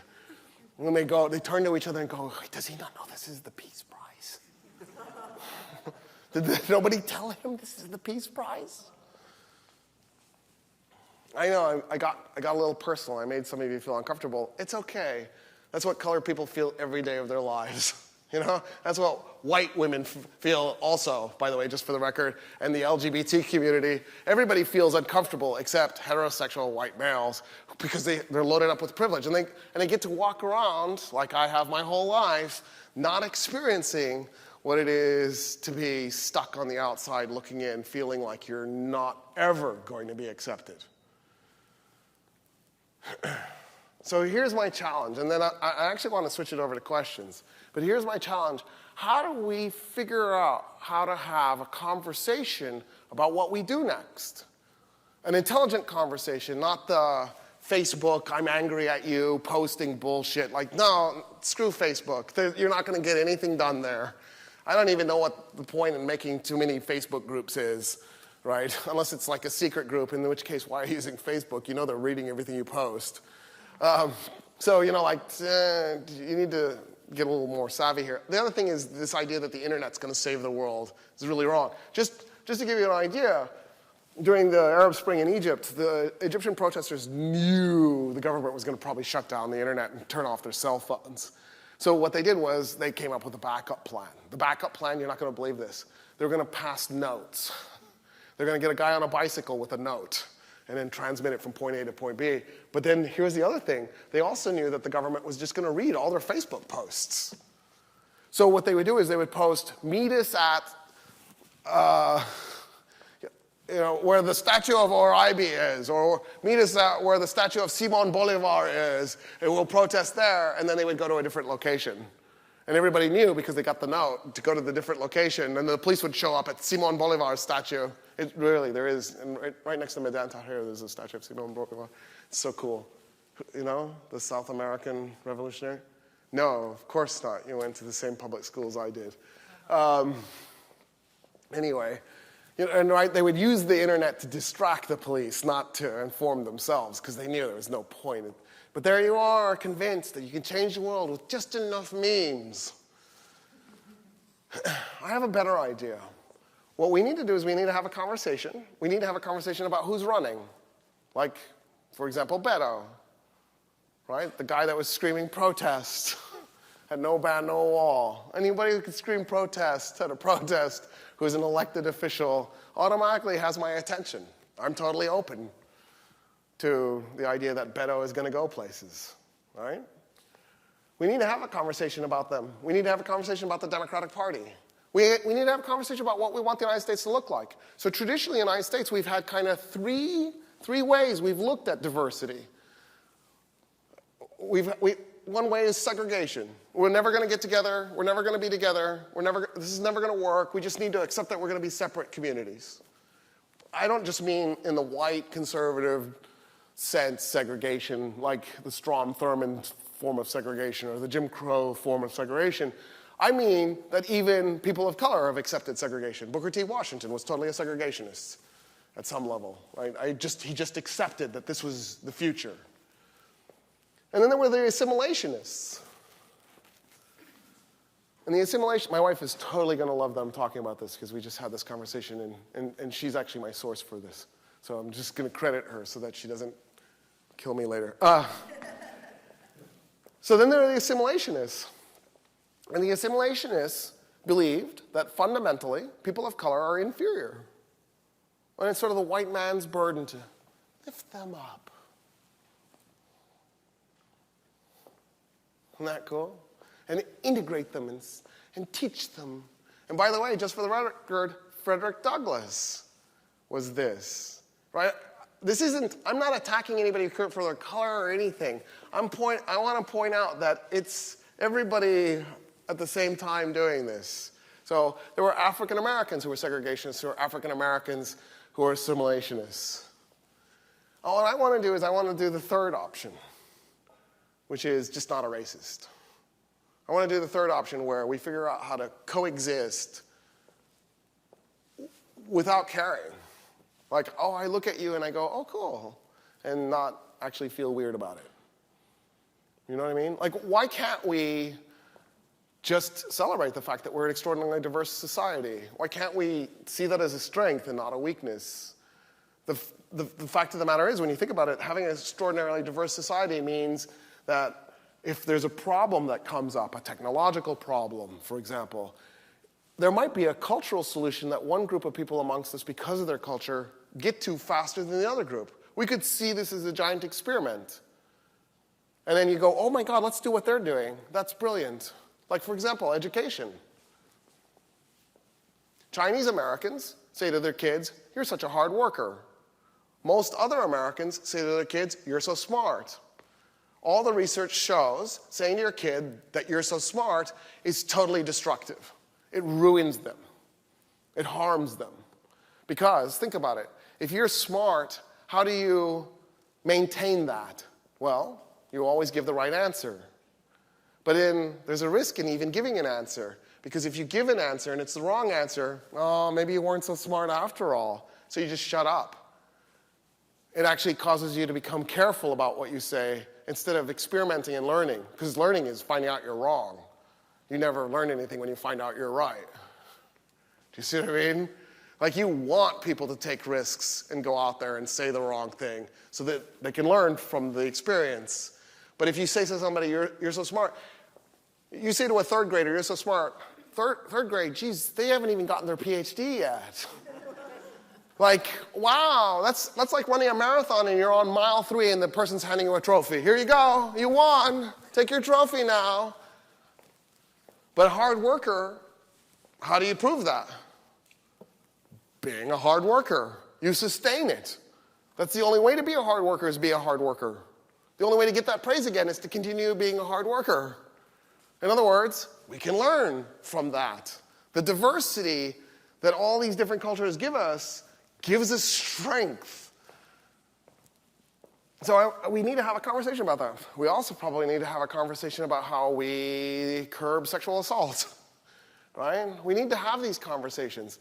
It's not a bunch of people in Hollywood losing their jobs doesn't make the United States less misogynistic. Who cares? Do you see what I mean? Like, it's not going to affect anybody other than Hollywood actresses. Last year, there was that thing going around on Facebook where it was saying, oh my God, look at the pay disparity between Hollywood actors and actresses. Oh my God, who cares?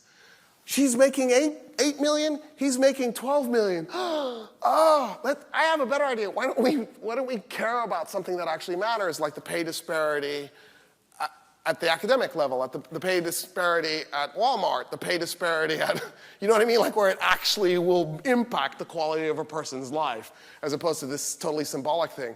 We need to stop focusing on these things that are not real. Hollywood is imaginary, it's fake, and actually get down to the nitty-gritty that the day-to-day life gives us, right? We're an extremely violent society. We run around shooting each other. We run around assaulting each other. How do we fix that? How do we have that conversation? And I think, to me, the key is we need to be a little bit less self-absorbed. But how do we do that? Do you know what I mean? Like if you know your group is going to be better off in 3 years, if you do nothing, you're kind of incentivized to do nothing. And then there's the stats. The majority of women, including the majority of college-educated women, voted for Trump. White women, sorry. Majority of college-educated white women voted for Trump. Mr. Groper. Like, wow. What did it take for a person, for a college-educated white woman, what did it take for her to set aside, man, this guy said it's cool to grope women, I'm going to vote for him. Like, what was at stake? What was the thought process there? Do you see why I'm suspicious? I now suspect. I don't think you're sincere. I don't know how to trust. Trust is broken. That's one of the problems that we now have. Like, how do we trust each other? How do we get back to a point where I could walk in a protest next to you knowing that you're going to be there at the next protest? Why should I risk myself when I don't trust that you're going to stick to it? I remember what happened in the Iraq War protests. There was no stick-to-itiveness. I remember what happened at Occupy in Austin. There was no stick-to-itiveness. Obviously, New York and Oakland and Boston, they fought. But, you know, that was also really lame that Austin didn't when those other 3 cities were. Like, why didn't we? Why didn't we stick it out? Do you see what I mean? How do we address this? How do we get this? I mean, because it can't just be us as individuals doing our thing all the time. Because as individuals, we're extraordinarily weak.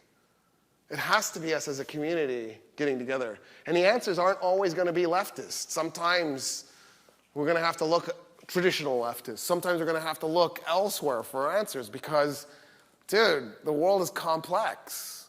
So how do we have an open mind about what we want and how to solve it? And not be dogmatic and rhetorical all the time.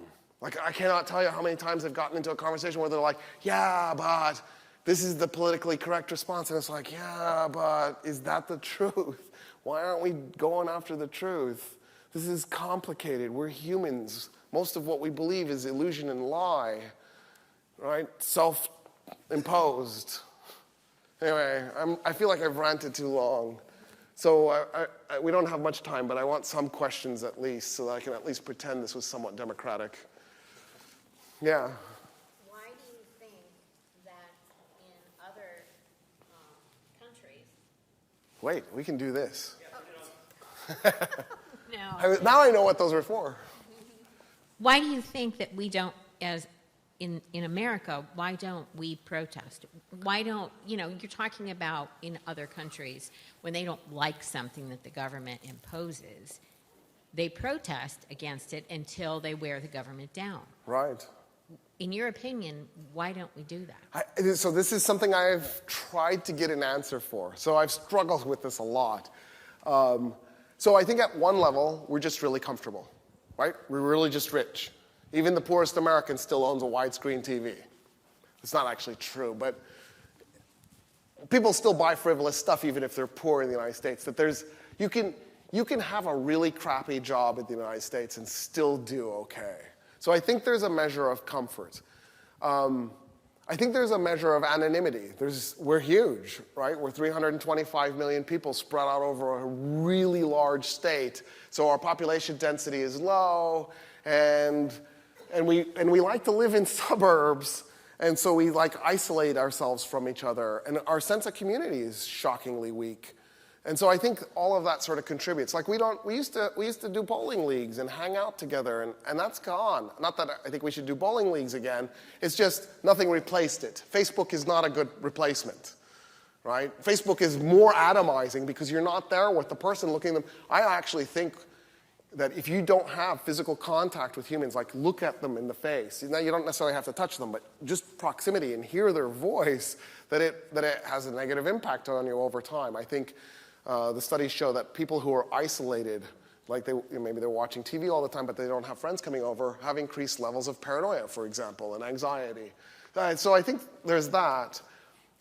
I think also there's an element of individualistic selfishness that Americans express that you don't see other people buying into as much. So it's sort of like capitalist propaganda that we've accepted. You're all unique snowflakes. And the reality is we're just a bunch of ants in an anthill. We're not really that unique from each other, and we're definitely not individuals in the sense that we could be self-sufficient. There isn't a human being on Earth that can last by themselves for forever. I mean, maybe you've done a wilderness course and you can survive for a while, but what's the meaning in it? What's the value in it? What I think Americans don't remember is what I believe about myself is what I believe you believe about me. Right? That's just human nature. We're a social species. And I think we've gotten to the point where we've realized we can get away from that a little bit by buying on Amazon and hanging out in shopping malls and binge watching TV and playing our favorite video game until the computer breaks. That we can kind of isolate and lose ourselves and not pay attention to the rest of the world. I also think our horrible education system promotes this, right? I mean, when I'm in class and I'm asking you world geography questions, I don't expect you to know the answer. But when I ask you US geography questions and you don't know the answer, it's like, wow, come on. You should at least know that. At least know something about your own place, even if you can't spend the time to learn something about the rest of the world. So I think it all kind of combines together. I'm going to throw one more thing out there. I think you're scared. So I will just admit, when I go out to a protest, I am scared. I just want to say, I'm scared too. I'm scared that I'm going to get arrested. I've been arrested twice. I've had a horse's nose jammed into my face. I've had a motorcycle cop hit me with his mirror as he drove by, on purpose, obviously. He hit me in the arm and the hip. I've been punched at a protest. I've been shoved. I'm scared. I pee a little bit. It's okay. And I think it's okay to be scared, and I think it's okay to admit it. One time, 3 people showed up to a protest, and they were really late. Like, they were acquaintances of mine, and I'm like, dude, we're about to pack up and leave. Where were you? And they go, oh, we were drinking. You were drinking? Yeah, there's no way we would have made it here sober. We need to get nice and liquored up, and then we came. And I'm like, oh, okay. It's not that scary, is it? And I think it is. And so the first thing I would say is, it's just life. Life is scary. Everything is scary that we do. We're a species that's always on alert, right? This is just survival 101. I think you have to figure out how to transcend that. I think it's okay. This isn't Egypt. You're not probably going to be shot. It could happen, right? Kent State, the anti-war protests in 2003, there was a bunch of San Francisco protesters who got shot with rubber bullets and wooden dolls. And, you know, I'm not saying it won't happen. I'm just saying it's unlikely. So I think that's part of it, too, is just to jump that hurdle. Like, standing up to the state's a scary thing. It's weird. I will just admit that I was scared to do this talk just because I knew I was going to reveal a lot about myself and my thought process. And that's a scary thing, because I know now, because we're going to post this online probably, and the state can go look at what I'm thinking. And, you know, I've been doing this for a long time, so odds are pretty good that the state already has an idea of what I feel about the state. And then I think that there needs to be serious changes. My Facebook profile, behind my picture, is a bunch of black fists and a red background, and it says revolution. And that's how I honestly feel. We should really reconsider being so passive. The revolution doesn't have to be violent. It could be a revolution where we just transform our society, which is what I really would like to see. Violent revolutions haven't really worked out that well as a general rule. Like, look at ours. We replaced the British with a bunch of greedier bastards who were even nastier, who did even worse things to us, to the point where we immediately had a rebellion, Shays Rebellion. Like, they immediately began screwing us over, and we had to have a rebellion immediately. Anyway, does that answer your question? I don't even know. Yeah, I mean, that helps. What comes to mind is, it seems like people in other countries have a better democracy. Why do so many people want to come here? Well, so part of it is we're really good at selling our lies, right? I mean, at some level, so you go any country on earth, even a country that doesn't like us. So I traveled in Iran in 2002. And when I was in Iran in 2002, you know, they'd say, oh, where are you from? And I'd say US. And they'd go, oh, my God. And they would say, oh, you have so much freedom. And so there's a little bit of the lie that's accepted. That, you know, the Statue of Liberty is really this monument to liberty. So that's part of it. The other thing is we're fabulously wealthy. And, you know, if you're in poverty, you dream of not being in poverty. So there's this, geez, if I could just go to the United States, my family would have a better life, a better education, a better chance at doing well. There's also people who are trying to get out of here because they're facing a shit ton of violence. Some of it that we've inflicted directly on them. Like, just think of the Iraqi and Syrian refugees that we won't let in. One of the things that's amazing about Trump is how good he is at twisting things. So, you know, he was talking about MS-13 and how it's horrible that immigrants are coming here and bringing MS-13. It originated here, we exported it there, and now it's coming back. This whole gang culture that exists in Latin America came from here when we deported, I discombobulated. When we deported gang members, we deported the gangs back with them. And then, you know, now here we are all these years later, and those gangs are coming back across to do violence to us. But it's really literally violence we inflicted on them.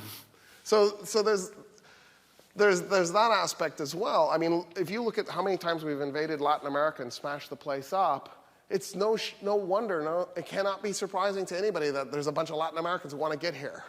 Just for no other reason, to get out from underneath our bombs and our Marine Corps. So I think it's a mix of things. You know what I mean? It's not easy.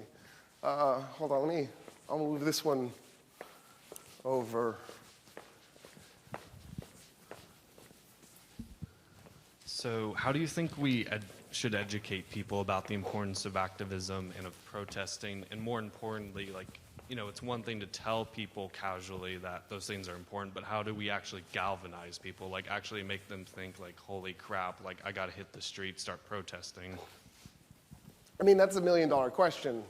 So, you know, if you look at, by the way, if you feel like you need to leave, go for it, we're out of time, but I'm willing to field a few more questions. If you throw data at people, right? The studies show that when you throw data at people, their minds close off. So for example, our debt's spiraling out of control. At some point, that's going to train wreck our economy. This is not sustainable.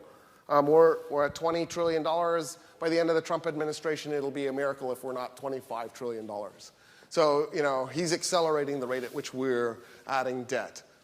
Okay, that's not a good thing. Our infrastructure is collapsing. We're probably $4.5 trillion behind in infrastructure. That's not sustainable either. Once all our bridges collapses, how are we going to get from point A to point B? Right? Forget about the people who get crushed when the bridge collapses. How are we going to go anywhere? Our airports are falling apart. How are we going to fly anywhere? Also, the environment is failing. We're seeing the results of it with these increasingly powerful storms, for example. The water levels, the ocean levels are rising. There's a country called Kiribati that's working out the plan for what it's going to do. It's a Pacific Island country because it's on average 3 feet above sea level, while the ocean levels have risen by a foot. So they're in trouble, and they're working out what they're going to do. They've made a deal with Fiji and New Zealand. They're just simply, when they cease to exist, they're going to give up their UN seat, and they're going to get New Zealand and Fijian citizenship. We're literally losing a country as we speak to global warming.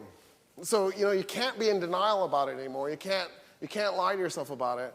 The violence against women, we're trying to figure out what the stats are, but if you look at the Me Too movement, it looks like it's 90%, right? So you can't be in denial about that anymore. And yet, here we are. There isn't a mass protest movement against a president who's, forget that he's a racist, forget that he's a sexist, he's also shockingly corrupt and incompetent. He's violent. He violates the Constitution like it's a daily thing. Like he doesn't, if we had, Nixon didn't do anything like this. We hate Nixon. He didn't even come close. He just spied on the Democratic Party in a hotel. Like, oh my God, that's so not a problem with me. Right? And then here we have this president who just regularly trashes the Constitution and he doesn't fill government positions. He's driving us towards World War III. We are closing in on World War III with this guy.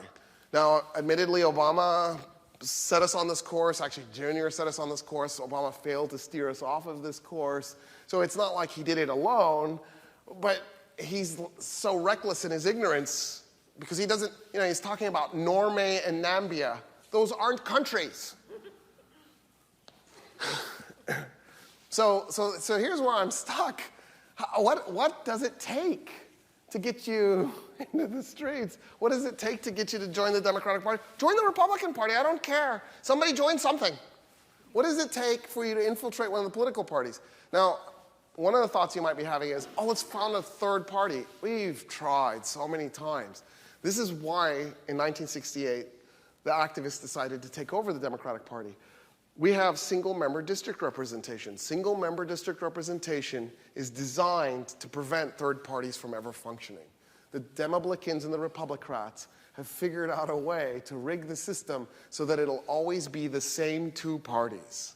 Now, you could try doing a third party again. Every generation does, and every generation learns it doesn't work. What happens is, like if you're Ralph Nader and you do the Green Party, you're going to get the Republican elected.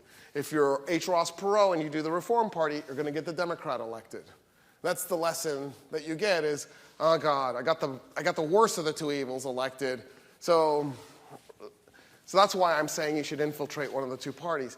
The Democratic Party, to me, looks ripe for capturing, which is why I'm suggesting it. The Republican Party looks like it's falling apart, so I would go for the Democratic Party. And that is happening, right? The Democratic Party has already gotten a bunch of new recruits. But my fear is, okay, I know the way to frame this to show you my fear better. So in 2008, and I think it was right after the DNC, so it was right after Obama got the nomination for the Democratic Party, Amy Goodman, the host of Democracy Now!, which, by the way, if you've never listened to it, you really need to. Sometimes she goes off, I'm not going to lie, I think sometimes she goes off the deep end for me and she loses me. But as a general rule, I really like what she's at least trying to do. Amy Goodman got Barack Obama on her show, which was mind-boggling. She also got Bill Clinton on her show in the early 2000s and made him so mad he hung up the phone on her. Like, to me, hero of heroes. If you can make Clinton that mad that he hangs up on you, you are amazing. Amy Goodman's a goddess. There's just no two ways about it. She gets Barack Obama on the show, and she says, "You've promised us a lot, and it's really good. Like, you've won me over with your promises. Are you going to deliver?" And here's Barack Obama's response. You ready? I'll never forget this. This is burnt into my brain. He goes, "Let me tell you a story." Right there, you're like, what the hell? You're going to tell me a story? Yeah, let me tell you a story. He said, so Eleanor Roosevelt really wanted Franklin Delano Roosevelt to get into the civil rights movement. And she had reached out to the African-American community, and she was talking to them, and they were talking to her. And so she decided, there was this top African-American leader, and I forget who it was, but she decides she's going to go demand FDR meet with him in the Oval Office.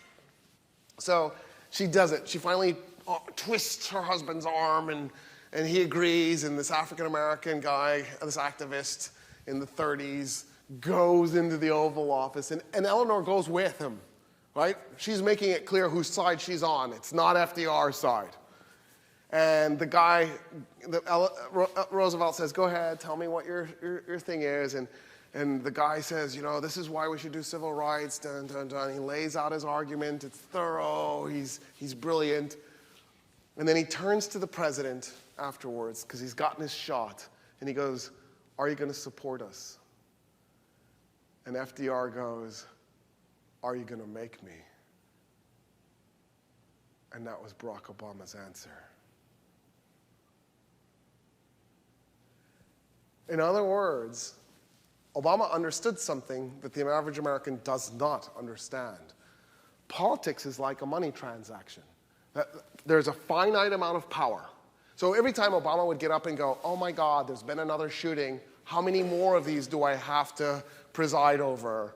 I would just roll my eyes, because he's wasting political capital on something he can't win, right? He's not going to disarm the United States. We're not as intelligent as Australians.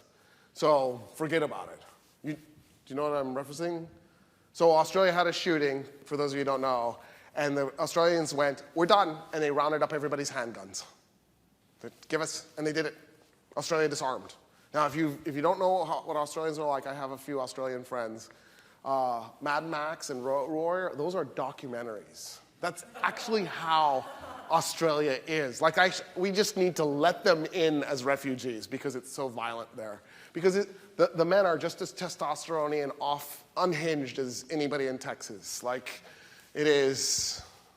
And there they were, giving up their guns. So, it's incredible to think that here's this wild, wild west mentality group of people with their weird hat with the one side up, and they're just handing over their guns. Anyway, what Obama knows, although every once in a while I think he just felt like he had to say something about the school shootings, right? Like, it was just too outrageous. That he had to waste the political capital because he had no choice. What he realized was he was never, ever going to get us universal health care unless you were in the streets protesting, demanding it. He was never, ever going to be able to make the kind of changes he was promising, right, unless you were in the streets, because he was going to have to leverage, just like FDR was going to have to do. He was going to have to leverage against the corporate interests. He was going to have to leverage against the racist interests. There was no way he was going to be able to do that unless he had a mob of people in the streets pushing back, forcing Congress and forcing the president to do what you wanted. In other words, I actually I'm halfway convinced that Barack Obama really believed all the promises he had made. He at least halfway believed them. I'm halfway convinced he at least halfway believed them. So what is that, a quarter? And he couldn't deliver because you elected him and went back into your coma. What he needed you to do, and he told Amy Goodman point blank, was he needed you to elect him and then get into the streets and make it impossible for him to ignore you. And he told you, you just had to listen to Amy Goodman's show. Do you have a question? Does somebody else have a question? I'll do one more after this one.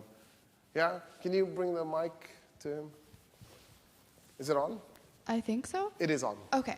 So I had, I guess, two questions. One, where do I get, like, information? Because, like, I know there's an election going on March 6th, I believe. Primaries. I have no idea who, what, where. Okay. And then also, you mentioned when you were talking earlier about how they kind of rigged the system and you're going to school and you're working and you have no time.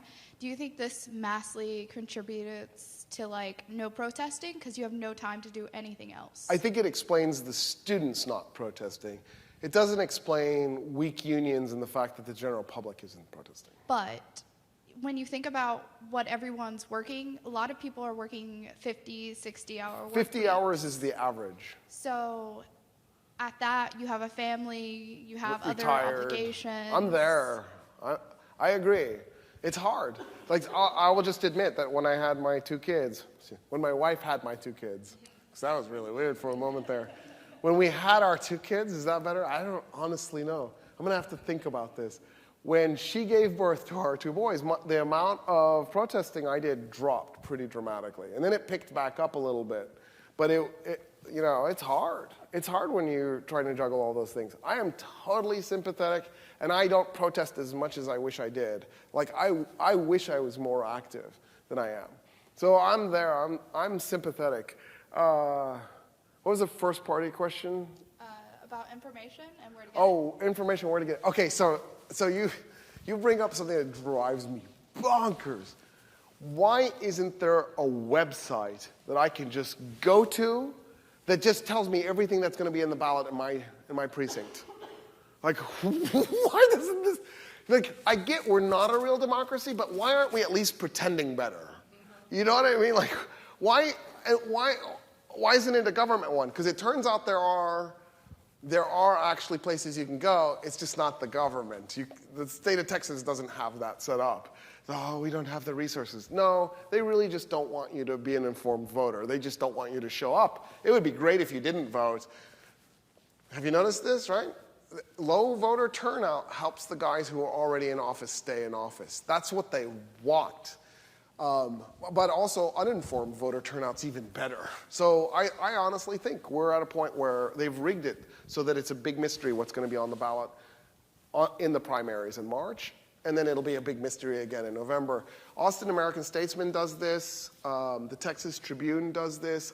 Ballotopedia does it, but there's a lot of info you got to dig through before you get to it. So there are places to go. Honestly, I don't think any of that is a good solution, but it's a great start, because I think the only way to really be informed is to surround yourself with a community that is actively involved.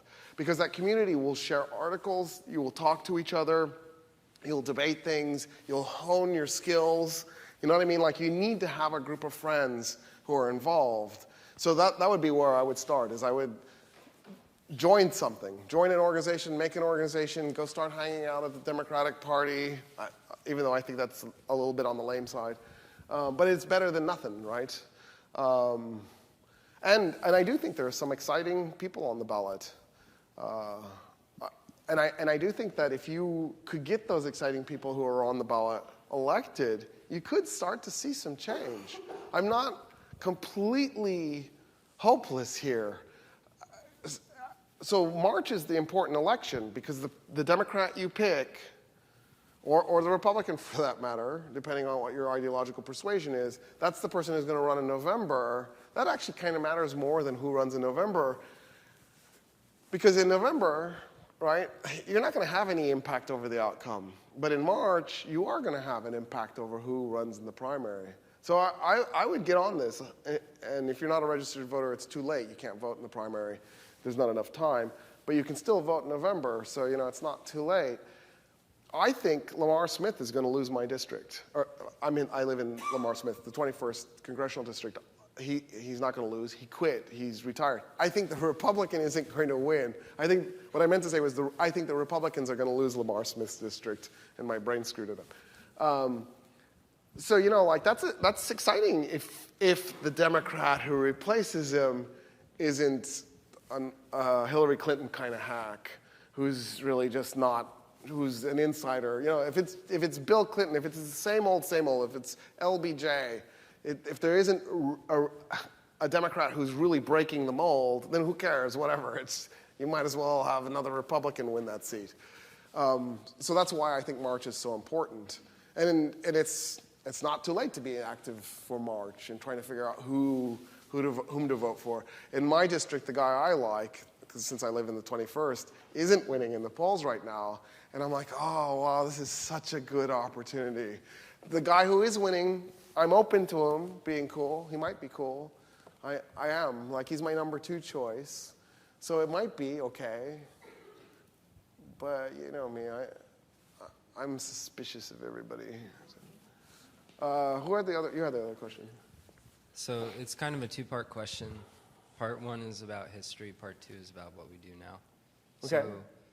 So, what's your view of the role that art has played in these issues in American history? I've heard a lot of myths, and some of them might be true, and I don't know what to trust. And then part 2 is, from my perspective, it feels like right now we are at such a high rate of consumption of like what I would just call entertainment more than art. Blurry line. But like it feels to me like right now that's not going to be a very good vehicle for change and for getting people together, because right now it's kind of splitting us apart and sedating us. Do you feel that way? And do you feel like it's always been that way, or am I just young and it looks like it's new to me because I wasn't there in the past? Do you know what I mean? Yeah, I think so. So if you look at lyrics from songs in the 50s, in the 60s and 70s, they're all political. So like Sweet Home Alabama, Lynyrd Skynyrd's song, is totally a retort to Neil Young's song Southern Man.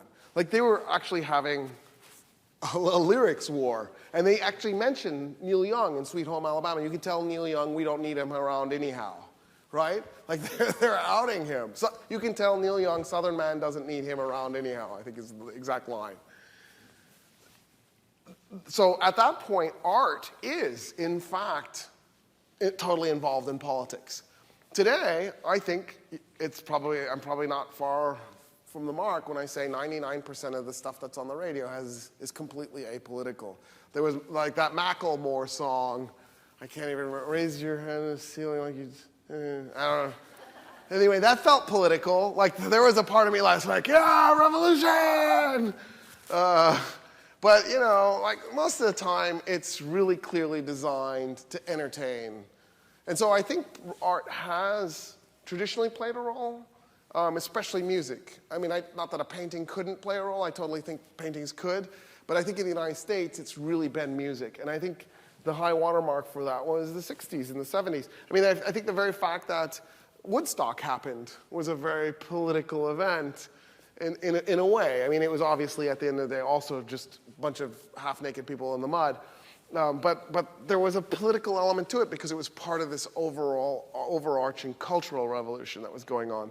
When I lived in Germany, I used to listen to DDR 3 Jugendradio, which still exists. It's Sputnik today.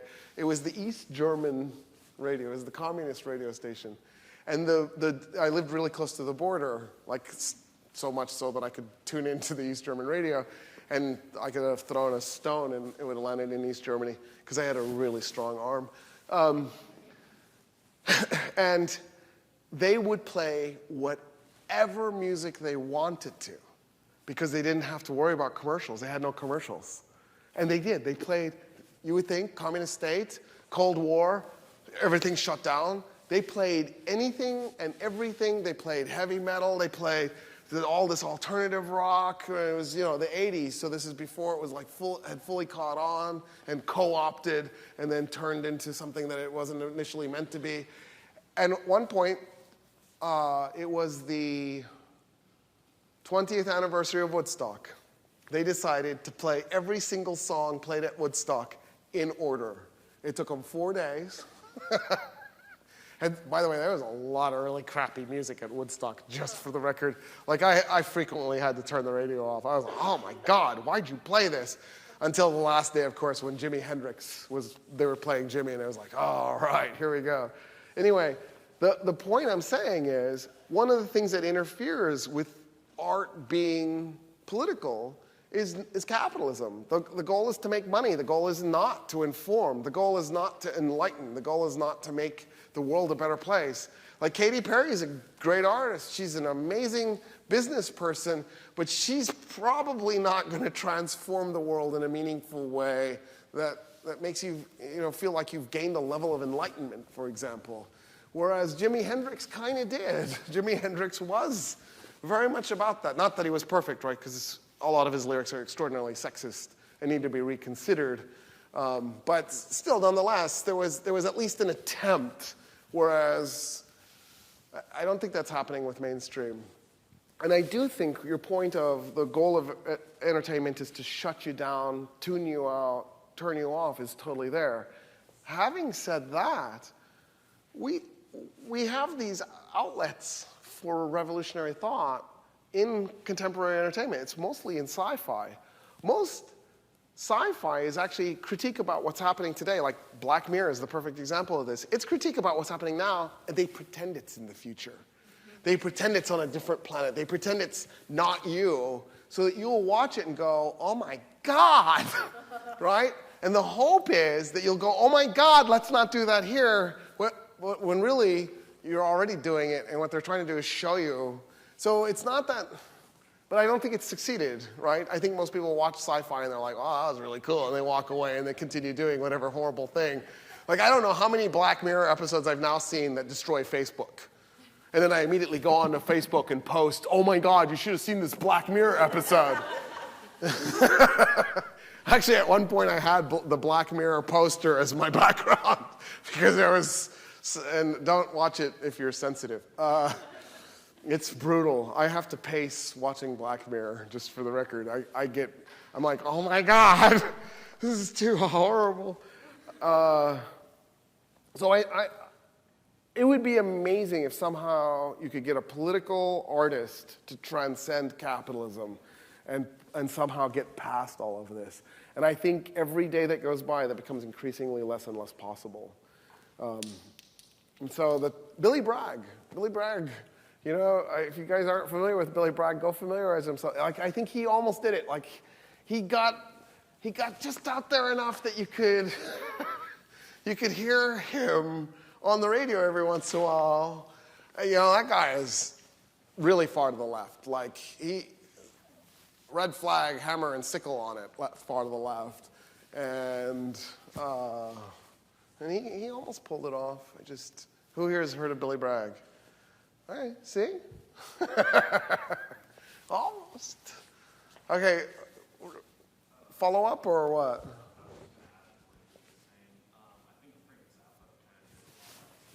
I think that's a great point. So he's saying that he thinks Frank Zappa did a lot of that. I'm totally there. And the other crazy thing about Frank Zappa is he didn't do drugs. He did all that sober. So like this whole thing, you need to be doing drugs. No, not necessarily. You can do revolution sober and really make. And I totally think Frank Zappa. I mean, if you listen to his lyrics, he's completely critiquing the world around us. But then, how many of us listen to Frank Zappa? Like, he's kind of Moon Unit and Dweezil were his children. There's all you kind of need to know about his sobriety. All right, you're a great audience. Thanks for tolerating me in my darkness.